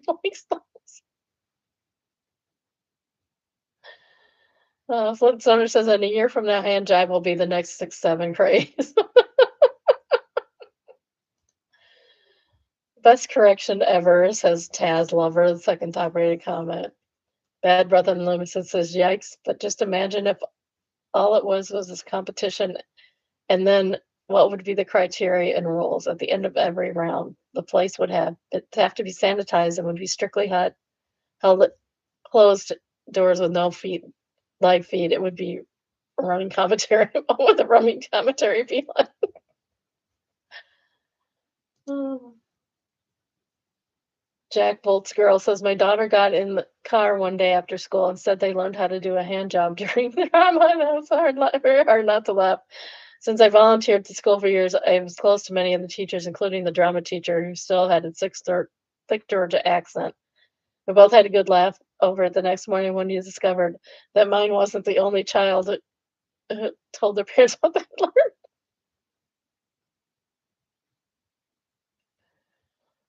Oh, that's awesome. I told my husband that one.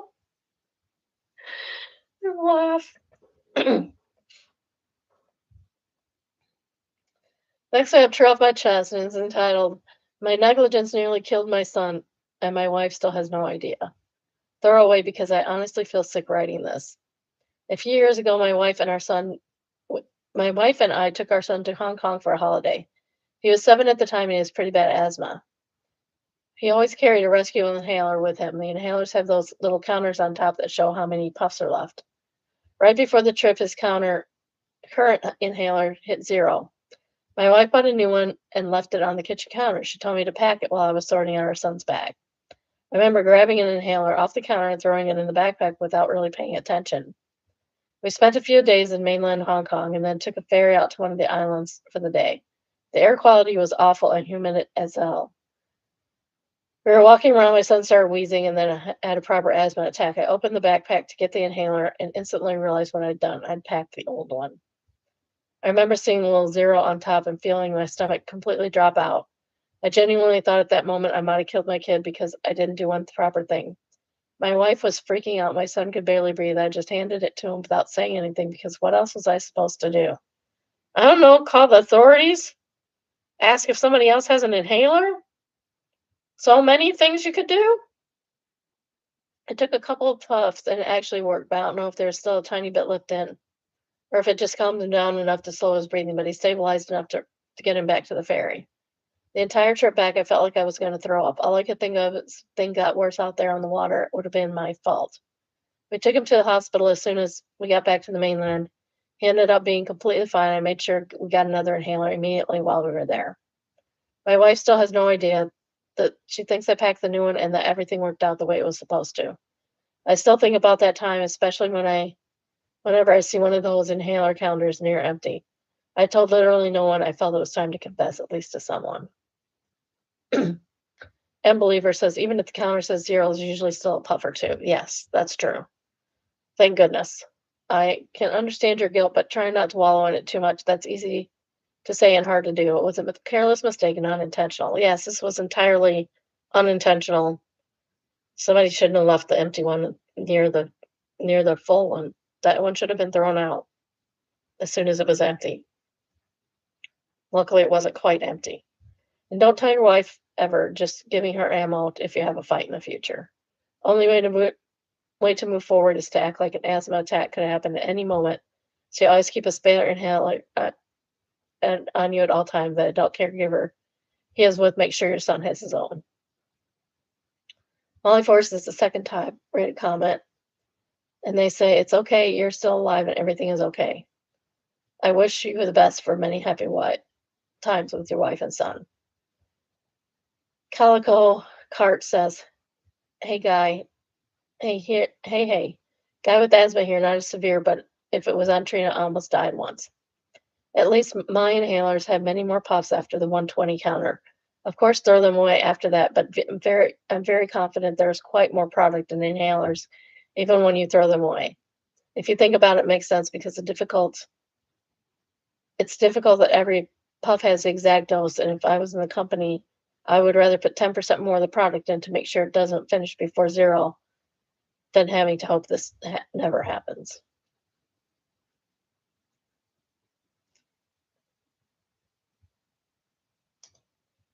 Next we have What Do I Do? And is entitled, My Brother Got Married to a Woman with no job, 4 kids, who lives off Section 8, and it's ruining our family. Update below. My 28-year-old brother met a woman while in the military who communicated to us as being a friend. Suddenly, he started begging for money and falling behind on payments to his first daughter, which ultimately ended up being put on child support. Fast forward, we found marriage certificate in one of the drawers in our home for him and his friend. Unknowingly, they had gotten married. Well, I think they knew. And given birth to a new baby boy that same month, he was afraid to tell us. That's really sad. That's a really sad commentary on your family, LP. That would now make him the sole provider for a household of 6, including himself, ages 8, 7, 4, 3, and 11 months. It gets worse. Fast forward 10 months, they've given birth to another baby the same month he got out of the military, no job lined up. So 6 small kids, a wife, himself under one roof in a 2-bedroom apartment. They had no transportation large enough for the family. He couldn't get approved for anything, so my mom decided to get a car loan in her name, which she, of course, stopped paying, so now she's responsible. Along with his student loans and daily requests for money, not to mention 3 years ago with one year, he totaled 2 of our cars and his own. 2? He totaled 3 cars in a year? Was he driving drunk all the time? Because how would that even happen? On top of that, the both of them are so disrespectful because they don't like the opinions that we have about their dynamic. Well, I don't think if you're asking for money constantly, you don't get to be immune from other people's opinions. If you want to be immune from other people's opinions, pay your own way. She's threatened my mom and is clearly mentally unstable. She tries to sabotage the relationship he has with his first daughter for making him late to her events, claiming their child is sick and he can't leave, immediately calling him with emergencies after he leaves because they only have one car, etc. He does stuff like goes to the gas station under E and then calls us for money and says he can't make it further. Or he waits until they're on the last diaper or formula to call or ask. Or he waits until the day the baby gets home to stay to say they don't have a crib. He does this to pressure us and make us feel bad. He asks for money daily. He Instacarts, but he barely scrapes the surface. He starts a new job in a week, making $60K a year, but with rent, child support, car payment, necessities, he will still be struggling. Do we just stop, leave him in crisis? I'm just so tired of being put in these situations where it seems like we don't get help.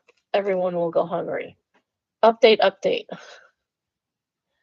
Since this post, my brother has randomly dumped a small, malnourished dog at my mom's house with no cage, blanket, food, or anything.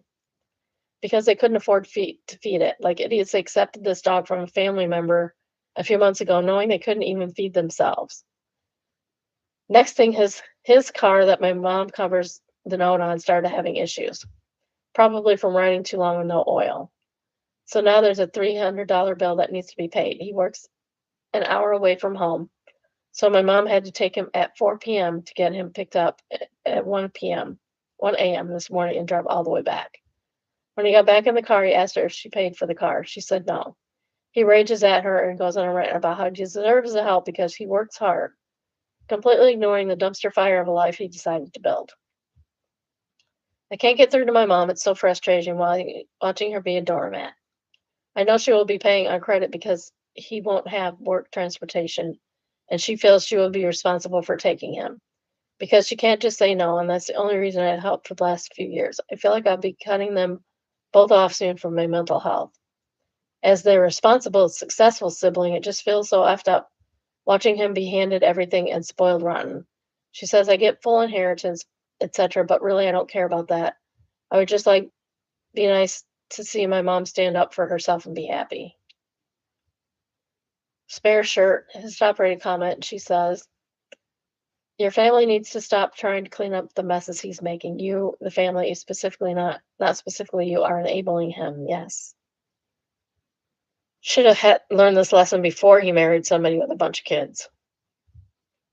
Burlham says the one question I've got is would he even get into those situations if he didn't have external help he knew would constantly hit up? I think they need to enable him towards success, but now he's got a job, and the only enabling anyone should be doing is helping him stay gainfully employed for an entire time. Opie says, we don't think so. We help a lot with his first child. He struggled with her too. He knows he has a backup plan. It's really sad. I'm the complete opposite of him. I started working very young kid. I hated seeing my mom struggle. I never asked for a dime since I was 15 years old. I acted as if there was no backup plan. He's just spoiled and professional victim. True that. Next we have, oh no, consequences. Entitled, OOP's wife throws out his entire collection of Pokemon cards and calls it a lapse in judgment when he initiates divorce proceedings. Don't mess with people's collections. I would never throw my husband's Lego out. What else does he collect? Trying to think. Or his 3D print stuff. Those are his two main hobbies. Would never, ever do that to him. It's terrible. This was originally posted in Best of Redder Updates. And we may have already read this, but we're going to read it again anyway. My wife, 25 female, threw out my entire Pokemon collection because she said I was too old for it. Originally posted to cheer off my chest. Don't know when. Oh, no, it was October 2nd, 2025. I'm a 30 male and I have been collecting Pokemon cards since I was a kid. Some of them were from the 90s, even worth a bit of money. Not that it matters since I would never sell these. Mostly these are a sentimental item because they remind me of my childhood. I kept them neatly in binders on my shelf in my office, so they don't even take up that much space. Not like my husband's basement full of Lego. Just fine, I don't mind his Lego. He's gonna go to the Lego convention in a couple weeks, and I'll be here alone for 5 or 6 whole days. I'll probably take the day off when he comes back, sleep. Or if he gets home early enough, he'll sleep. Because that's what he do. He wears himself out and then he sleep. I keep them neatly in binders on my shelf in my office. A few days ago, I noticed they were gone, and I asked my wife of 2 years where they are. She casually told me she threw them out because you're a grown man and you don't need to play with kid stuff. I honestly felt sick. She didn't even ask. She's been something that's been part of my life for decades. When I got angry, she doubled down and said I should thank her for helping me move on. No, ma'am. Seems to me I might need to file for divorce, so I just want to shout this to the void while I decide what to do. No advice needed, just here to vent. Relevant comments. Commenter number 1. WTF, I would be pressing charges. Pokemon cards are collectibles. I would be horrified if my partner did that and would be filing for divorce as well. Can you get them from your bins or have they been taken away? Contact your counsel with the date of the bins were taken. Maybe you can go to the tip and find them. The dump. OOP says, sadly, it looks like they might be gone. It seems she did this last week. So I've given up hope on the cards. However, I consider this a small price to pay to show me who the real woman I married is. She might have thrown out my happy memories, but in return, she has saved me many more years wasted with her. Commenter number 2. I'm loving this attitude. So many people come here and try to justify crappy behavior. I'm glad to see it and her for what it is, and you are willing to live with the disrespect. Good for you. I hope nothing but the best for you. I'm also sorry about the cards. I was never into Pokemon, but I have a ton of collectible Barbies. If my husband threw them out, I would do things I can't say on the internet because, like, premeditated could be tossed around in a courtroom. OOP says, thanks for your support. I'm trying my best to stay positive. Commenter number 3. Not even exaggerating. This is divorce worthy. And she'll probably paint you as divorcing her over silly Pokemon cards, but it's you divorcing her because she doesn't respect you or the things you love. You can have a wife who doesn't tear you down for the things you love, but loves you because of it. OOP, in my view, when she decided to do this, she'd throw away her marriage along with the cards. Good for him. This is the correct response to something so stupid that somebody does. Commenter 4, leave that bitch. It's abusive. You're not overreacting. The only way you need to help moving from this person. How awful. Also, I'm really sorry for your loss. It's okay to feel crappy about this. The loss of anything meaningful can evoke grief. That is such unnecessary grief and so cruel. Agreed. OOP, I get the feeling I will grieve the loss of the Pokemon cards longer than I will the marriage. Probably. OOP should press charges for the loss of the Pokemon cards. OOP says not worth wasting my time any further on this woman, I think. Better to spend my time on positive things and moving on. Next question is there any chance OOP's wife may have sold the cards?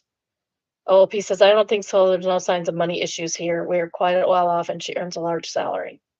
Update October 6th, 2024, 4 days later. Firstly, I want to start by saying thanks for all the messages, support on my last post. I don't want to be that guy, so let me deal with a couple of the commonly raised issues. 1, I checked the local rubbish collection service, but unfortunately they weren't able to help. Next, it's not the case that my soon-to-be wife sold these. She threw them out 100%. She has no need for the money. Well, that's not always true, though. Sometimes people can get themselves into trouble. They can get themselves into trouble, and then they need money, even if they're making a really good salary. Gambling comes to mind. Next, my wife does not have a gambling or drug problem that I'm aware of. We spent most of our days together, so it would be impressive if she managed to hide this. Online gambling's a thing, dude. As for me, I've moved out of the family home, making my intentions clear to my soon-to-be ex-wife that I will be filing for divorce shortly. She did not take it well. She accepts her wrongdoing and says that it's a lapse in judgment, but sadly, it isn't something we're going to be able to reconcile. Again, thanks to everyone who took the time to commit and or reach out. It helped more than you might think. Additionally, a couple of people reached out offering to help me replace the cards. As much as that, it's a kind gesture. I won't be accepting any donations, but if you're feeling generous, please consider donating to your local homeless shelter. This will be the last update from me on this. Top comments. Commenter one, read your original post and felt badly for you. I hope that you meet someone who would never throw away something you love. Good on you for sticking up for yourself. Commenter two, what's her end game doing that? Like, what should you expect would happen? Her becoming your only Pokemon? Commenter number three, she's lying about lapse in judgment. She was just hoping you'd get over it.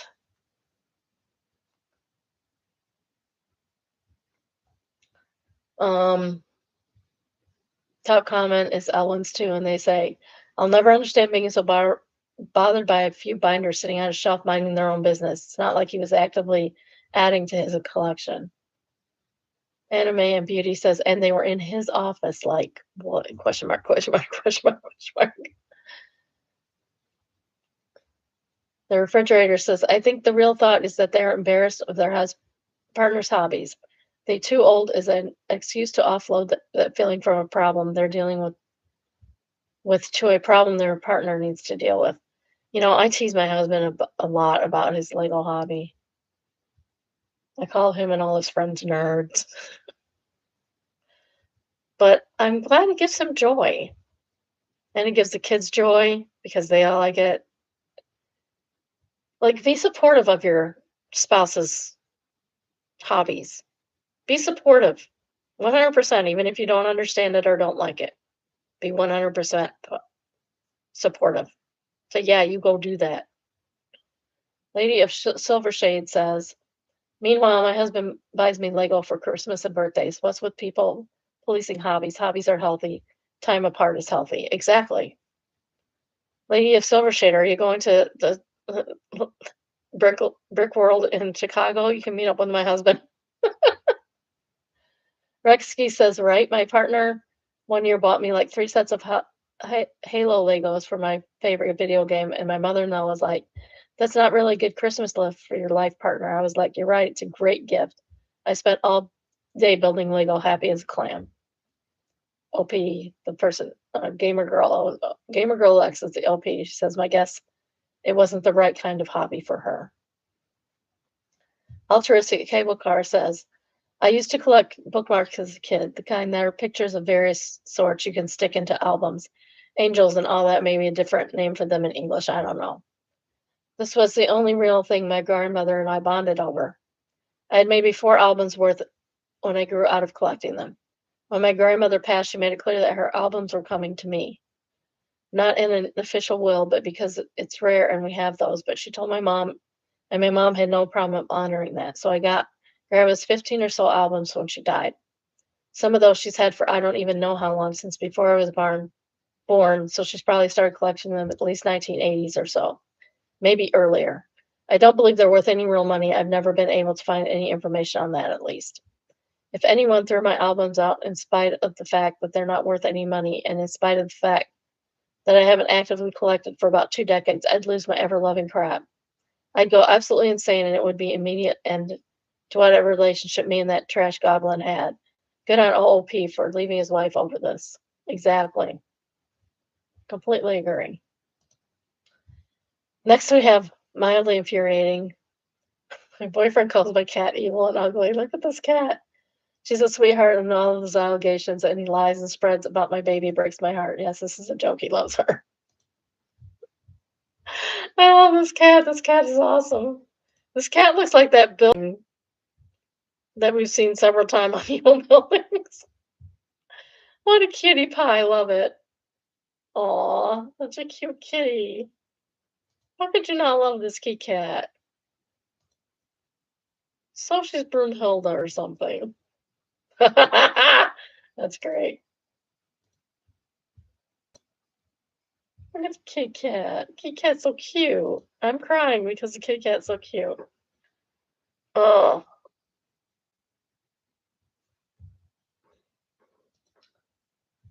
Next, we have Best of Brother updates, and it is entitled, My Wife Started to Hate Me and Our Kids Out of the Sun, and Now She Left Us. Originally posted in Relationship Advice. Original post is July 3rd, 2019. Hi, this is my first time posting. I'm not an English native speaker. I'm also sorry for my mess of a text, but I'm at the end mentally. Poor guy. Oh, also, if you're a foreign language, if English is not your first language, don't apologize for your English. You talk better than most of us, to be honest. Your writing is much better than most of us, trust me. My 38-year-old male wife, 36 female, started to becoming increasingly hostile toward me and the kids and her own parents. Our kids are 12, 9, and 4 years old. I first started to notice it about a week ago when our 12-year-old tripped while playing and fell on her face. I tried to reassure her she was okay, but my wife didn't really bother. She just sat on the bench and watched me and our daughter. That evening, I asked her why she showed no reaction. She shrugged it off and told me that I looked after it, so it's okay. It's not her normal behavior at all. And if that happened a couple of months ago, she would have dropped everything immediately and took after our daughter. Brain tumor. Does your wife have a brain tumor? It's not always my first reaction when I hear this, like changes of personality. Brain tumor. Mark my words. Don't, because I'm probably wrong. Day after that incident, we ate dinner, and the 9-year-old asked her to pass him the ketchup. She didn't pass it, but responded as, Why do you eat our ketchup?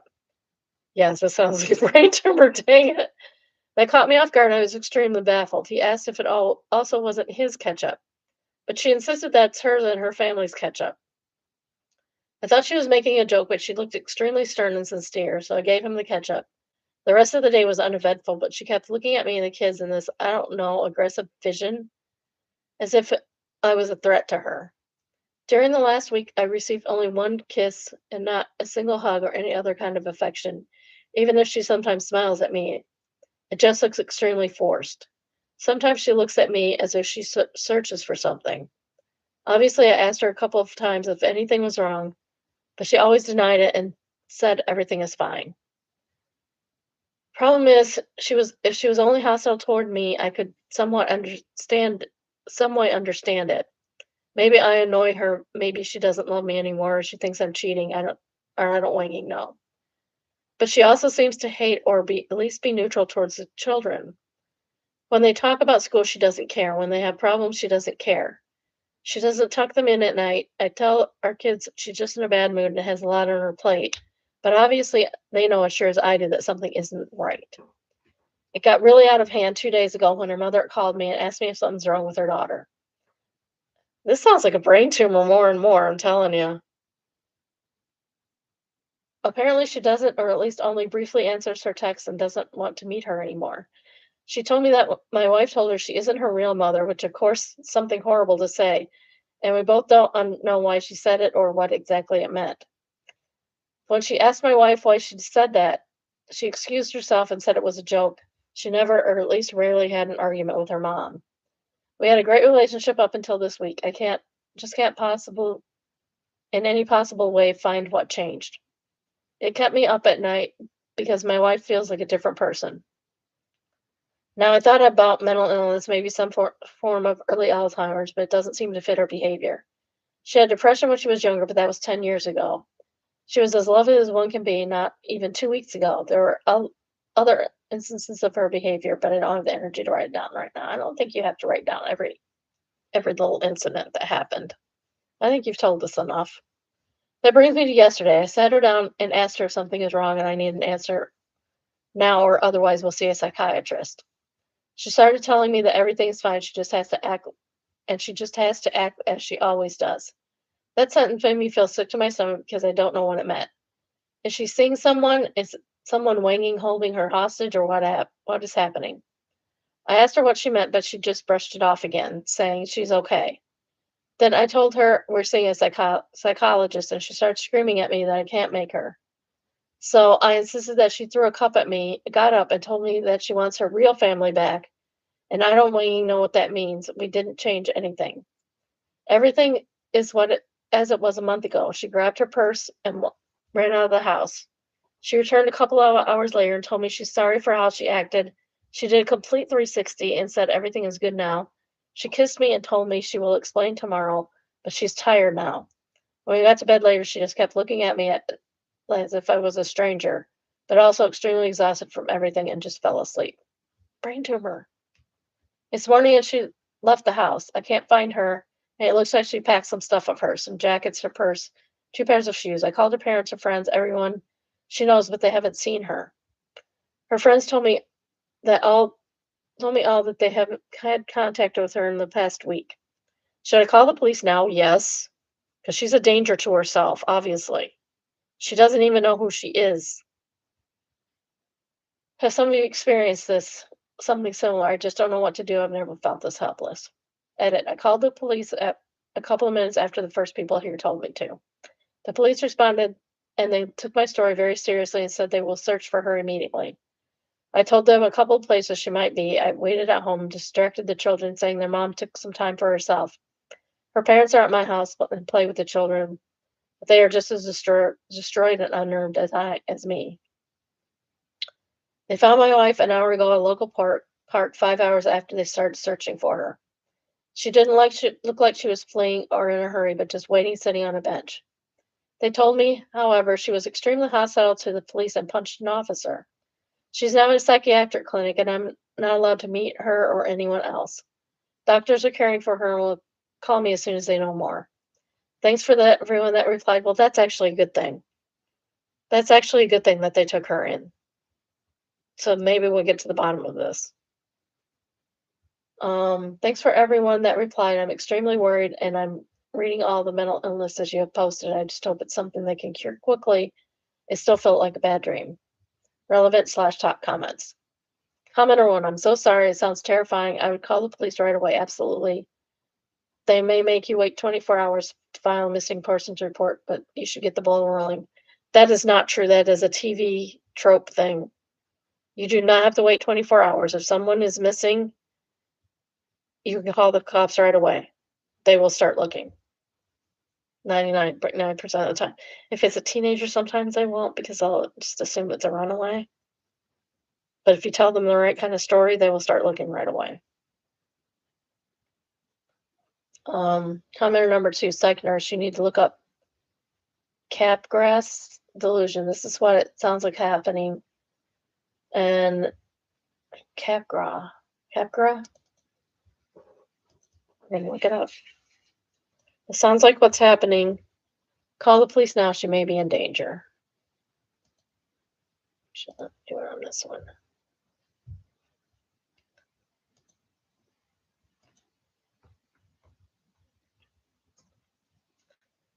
Syndrome is most prevalent delusion of misidentification syndrome that is characterized by delusion of doubles. Patient falsely believes that an identical person has replaced a person close to them. But in this case, it's the entire family and not just one person. But it's the entire family. It's like she replaced herself with somebody else. She needs help in the worst way, or she's going to end up doing something really winging bad. Edit, call the winging police immediately, like right now. Update number 1, July 5th, 2019, 2 days later. I got a drink. I have a drinking problem, clearly. The mouth issue gets dry. A lot of people seem to care, and I got a ton of encouraging messages, so I will post an update for you. We live in Northern Europe, for those who asked. Thanks everyone for giving me their advice. A lot of you assume schizophrenia or a rare type of Capgras delusion. Some of you assumed she was cheating, which is something I won't even address. Thinking about Capgras really fit the symptoms. I don't think it did though. But I couldn't accept that, knowing that she was somehow winging with us or something. It was something mild and temporary and just overreacted. They took her in. I drove to the Mental Health Institute to give an exact explanation of what happened last week. Psychiatrists assumed some sort of schizophrenia. They told me they would look after her and I should go home to my children. Felt like I was drunk the entire time. I couldn't close a single eye at night. Understandable, very much stressful. My psychiatrist called yesterday evening and asked me to come to her office. I left my children with their grandparents and drove for what felt like an eternity. She straight up told me straight up that she strongly assumes it's Capgras. She never saw a case of Capgras before, but fits everything she gathered. She explained to me the past few days went down. My wife arrived there being extremely hostile. She was put in a safe room where she couldn't hurt herself. She calmed down after a couple hours and the psychiatrist was able to talk to her. Good news was that she quickly opened up and explained to her what she thinks. She knows that her family and most of her friends have been swapped by clones. She assumed that we clones have sent police officers to get her, and she was scared of what we might do to her. She flew in the first place because she felt like we might attack her, but mostly to get some space. She isn't sure if the clones are malicious or not. It explains why she was distrusting me and searched for some signs in me and the kids. My wife said that we act exactly like the real ones and how perfect our disguise was, but she knew we aren't real because she didn't feel any loves for me or the kids or her own parents. I have the chapstick is gone. That's bad. That would be terrifying to feel that way suddenly about your own family that you don't love them. Writing this down feels like a lance piercing beneath the chest. She also told her how she was trying to hide her distrust of us because she couldn't be sure if we know that she knows that we aren't real, we aren't the real we.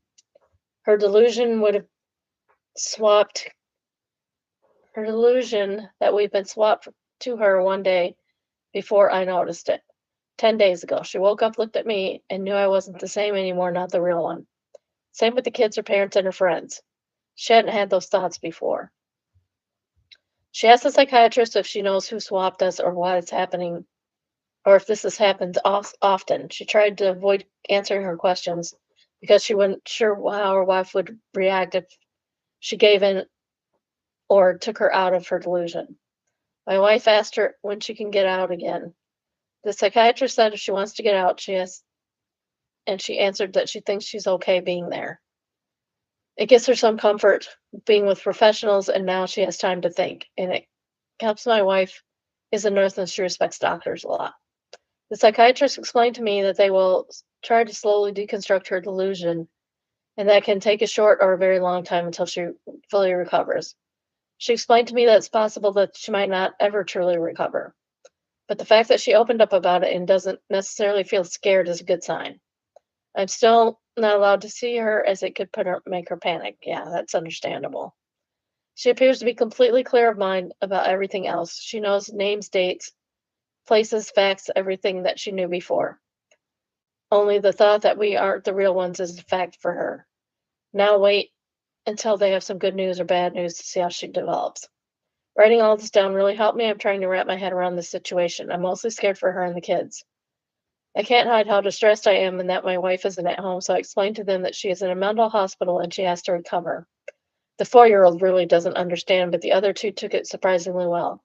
It helps that they heard those morbid stories my wife told them from the hospital, I guess.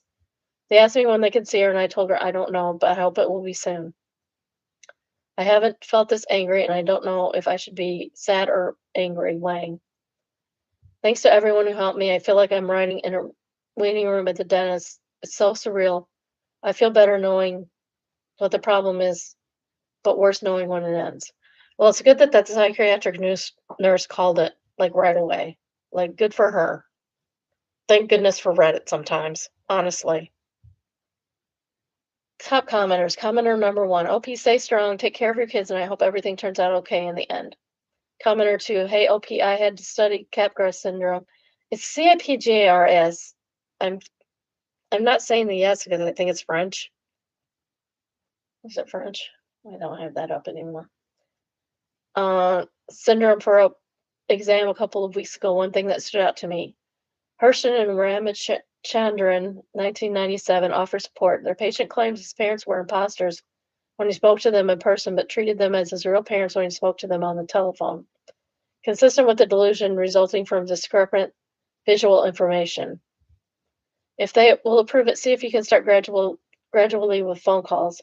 It stood out to me the best avenue for initial treatment.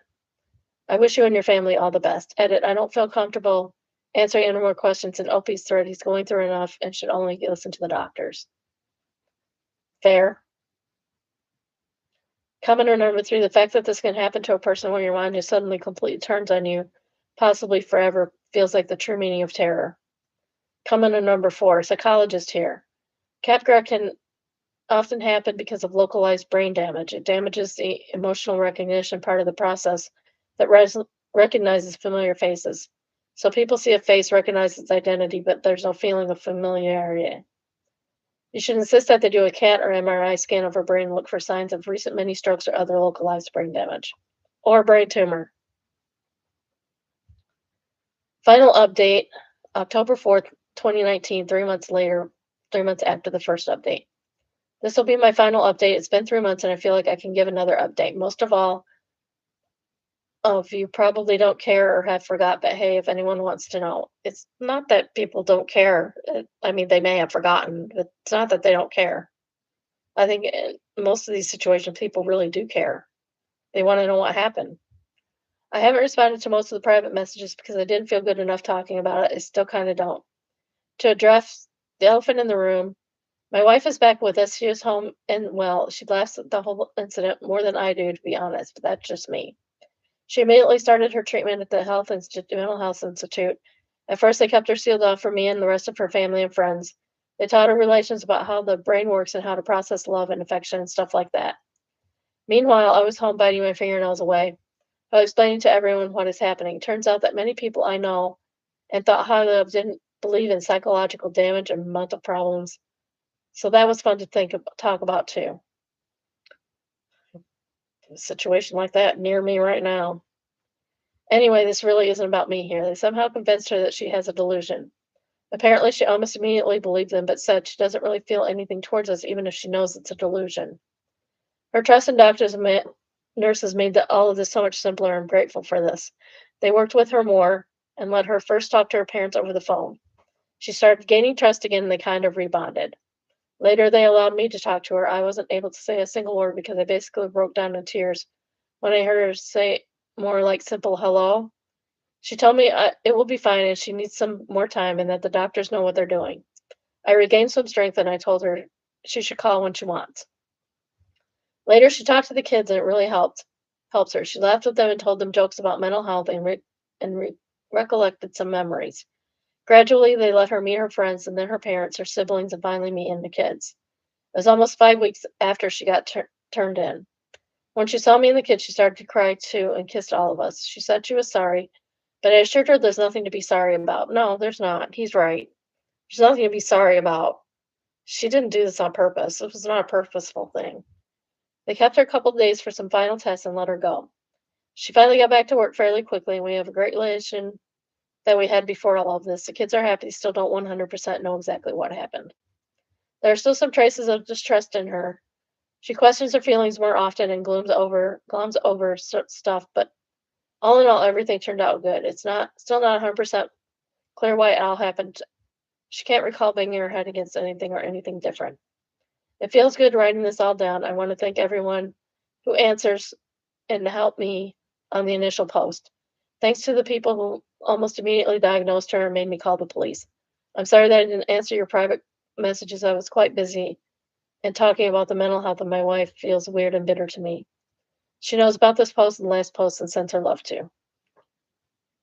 That's good. That's satisfying. I'm glad everything's okay. Okay-ish. Smart Quokka is the first top-rated comment. She says, I hope they give her an MRI despite her progress. Me too. Gone Post Route says, that's the first thing I thought that crossed my mind. She has a tumor in her brain and did something to flip a switch. Mom Two Cats answers, I hope my family would start insisting on the MRI, spinal tap, and all the rest. It's not a grenade. I want hanging out in my backyard to reoccur. Yes, exactly. Miserable Fennel is a second top-rated comment, and she says, I feel like I would never be able to trust life again. Like I already know to be wary of it, but with something like this extreme, this sudden, it would take me so long to ever feel comfy. I I'd just be waiting for the rug to get pulled out from under me. No kidding.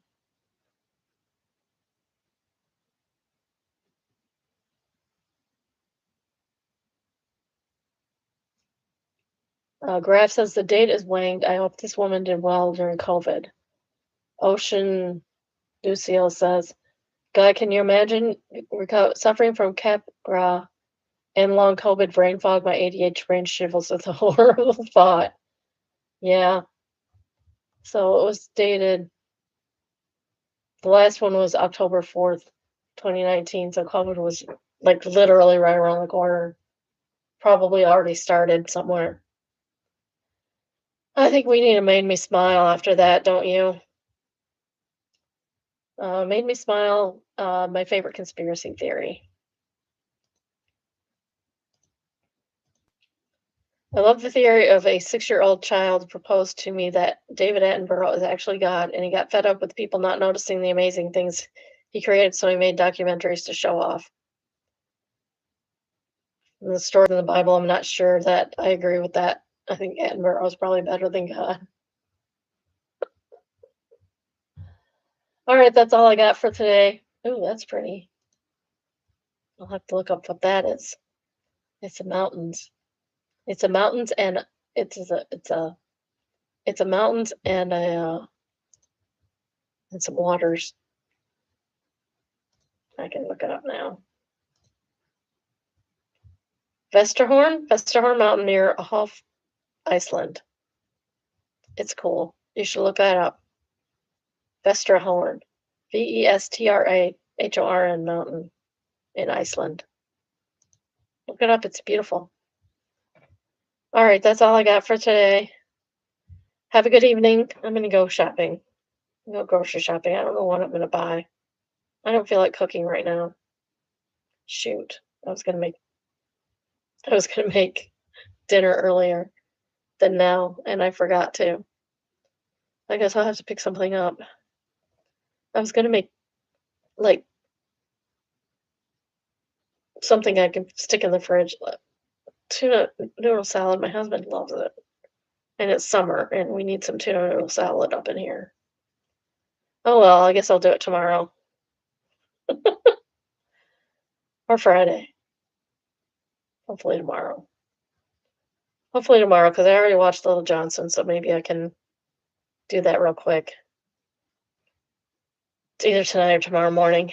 All right. I love you, biddies. Have a good day. Love you all. Take care. Don't get Capper syndrome. It sounds awful. Bye. Love you all. Bye bye, biddies. Bye.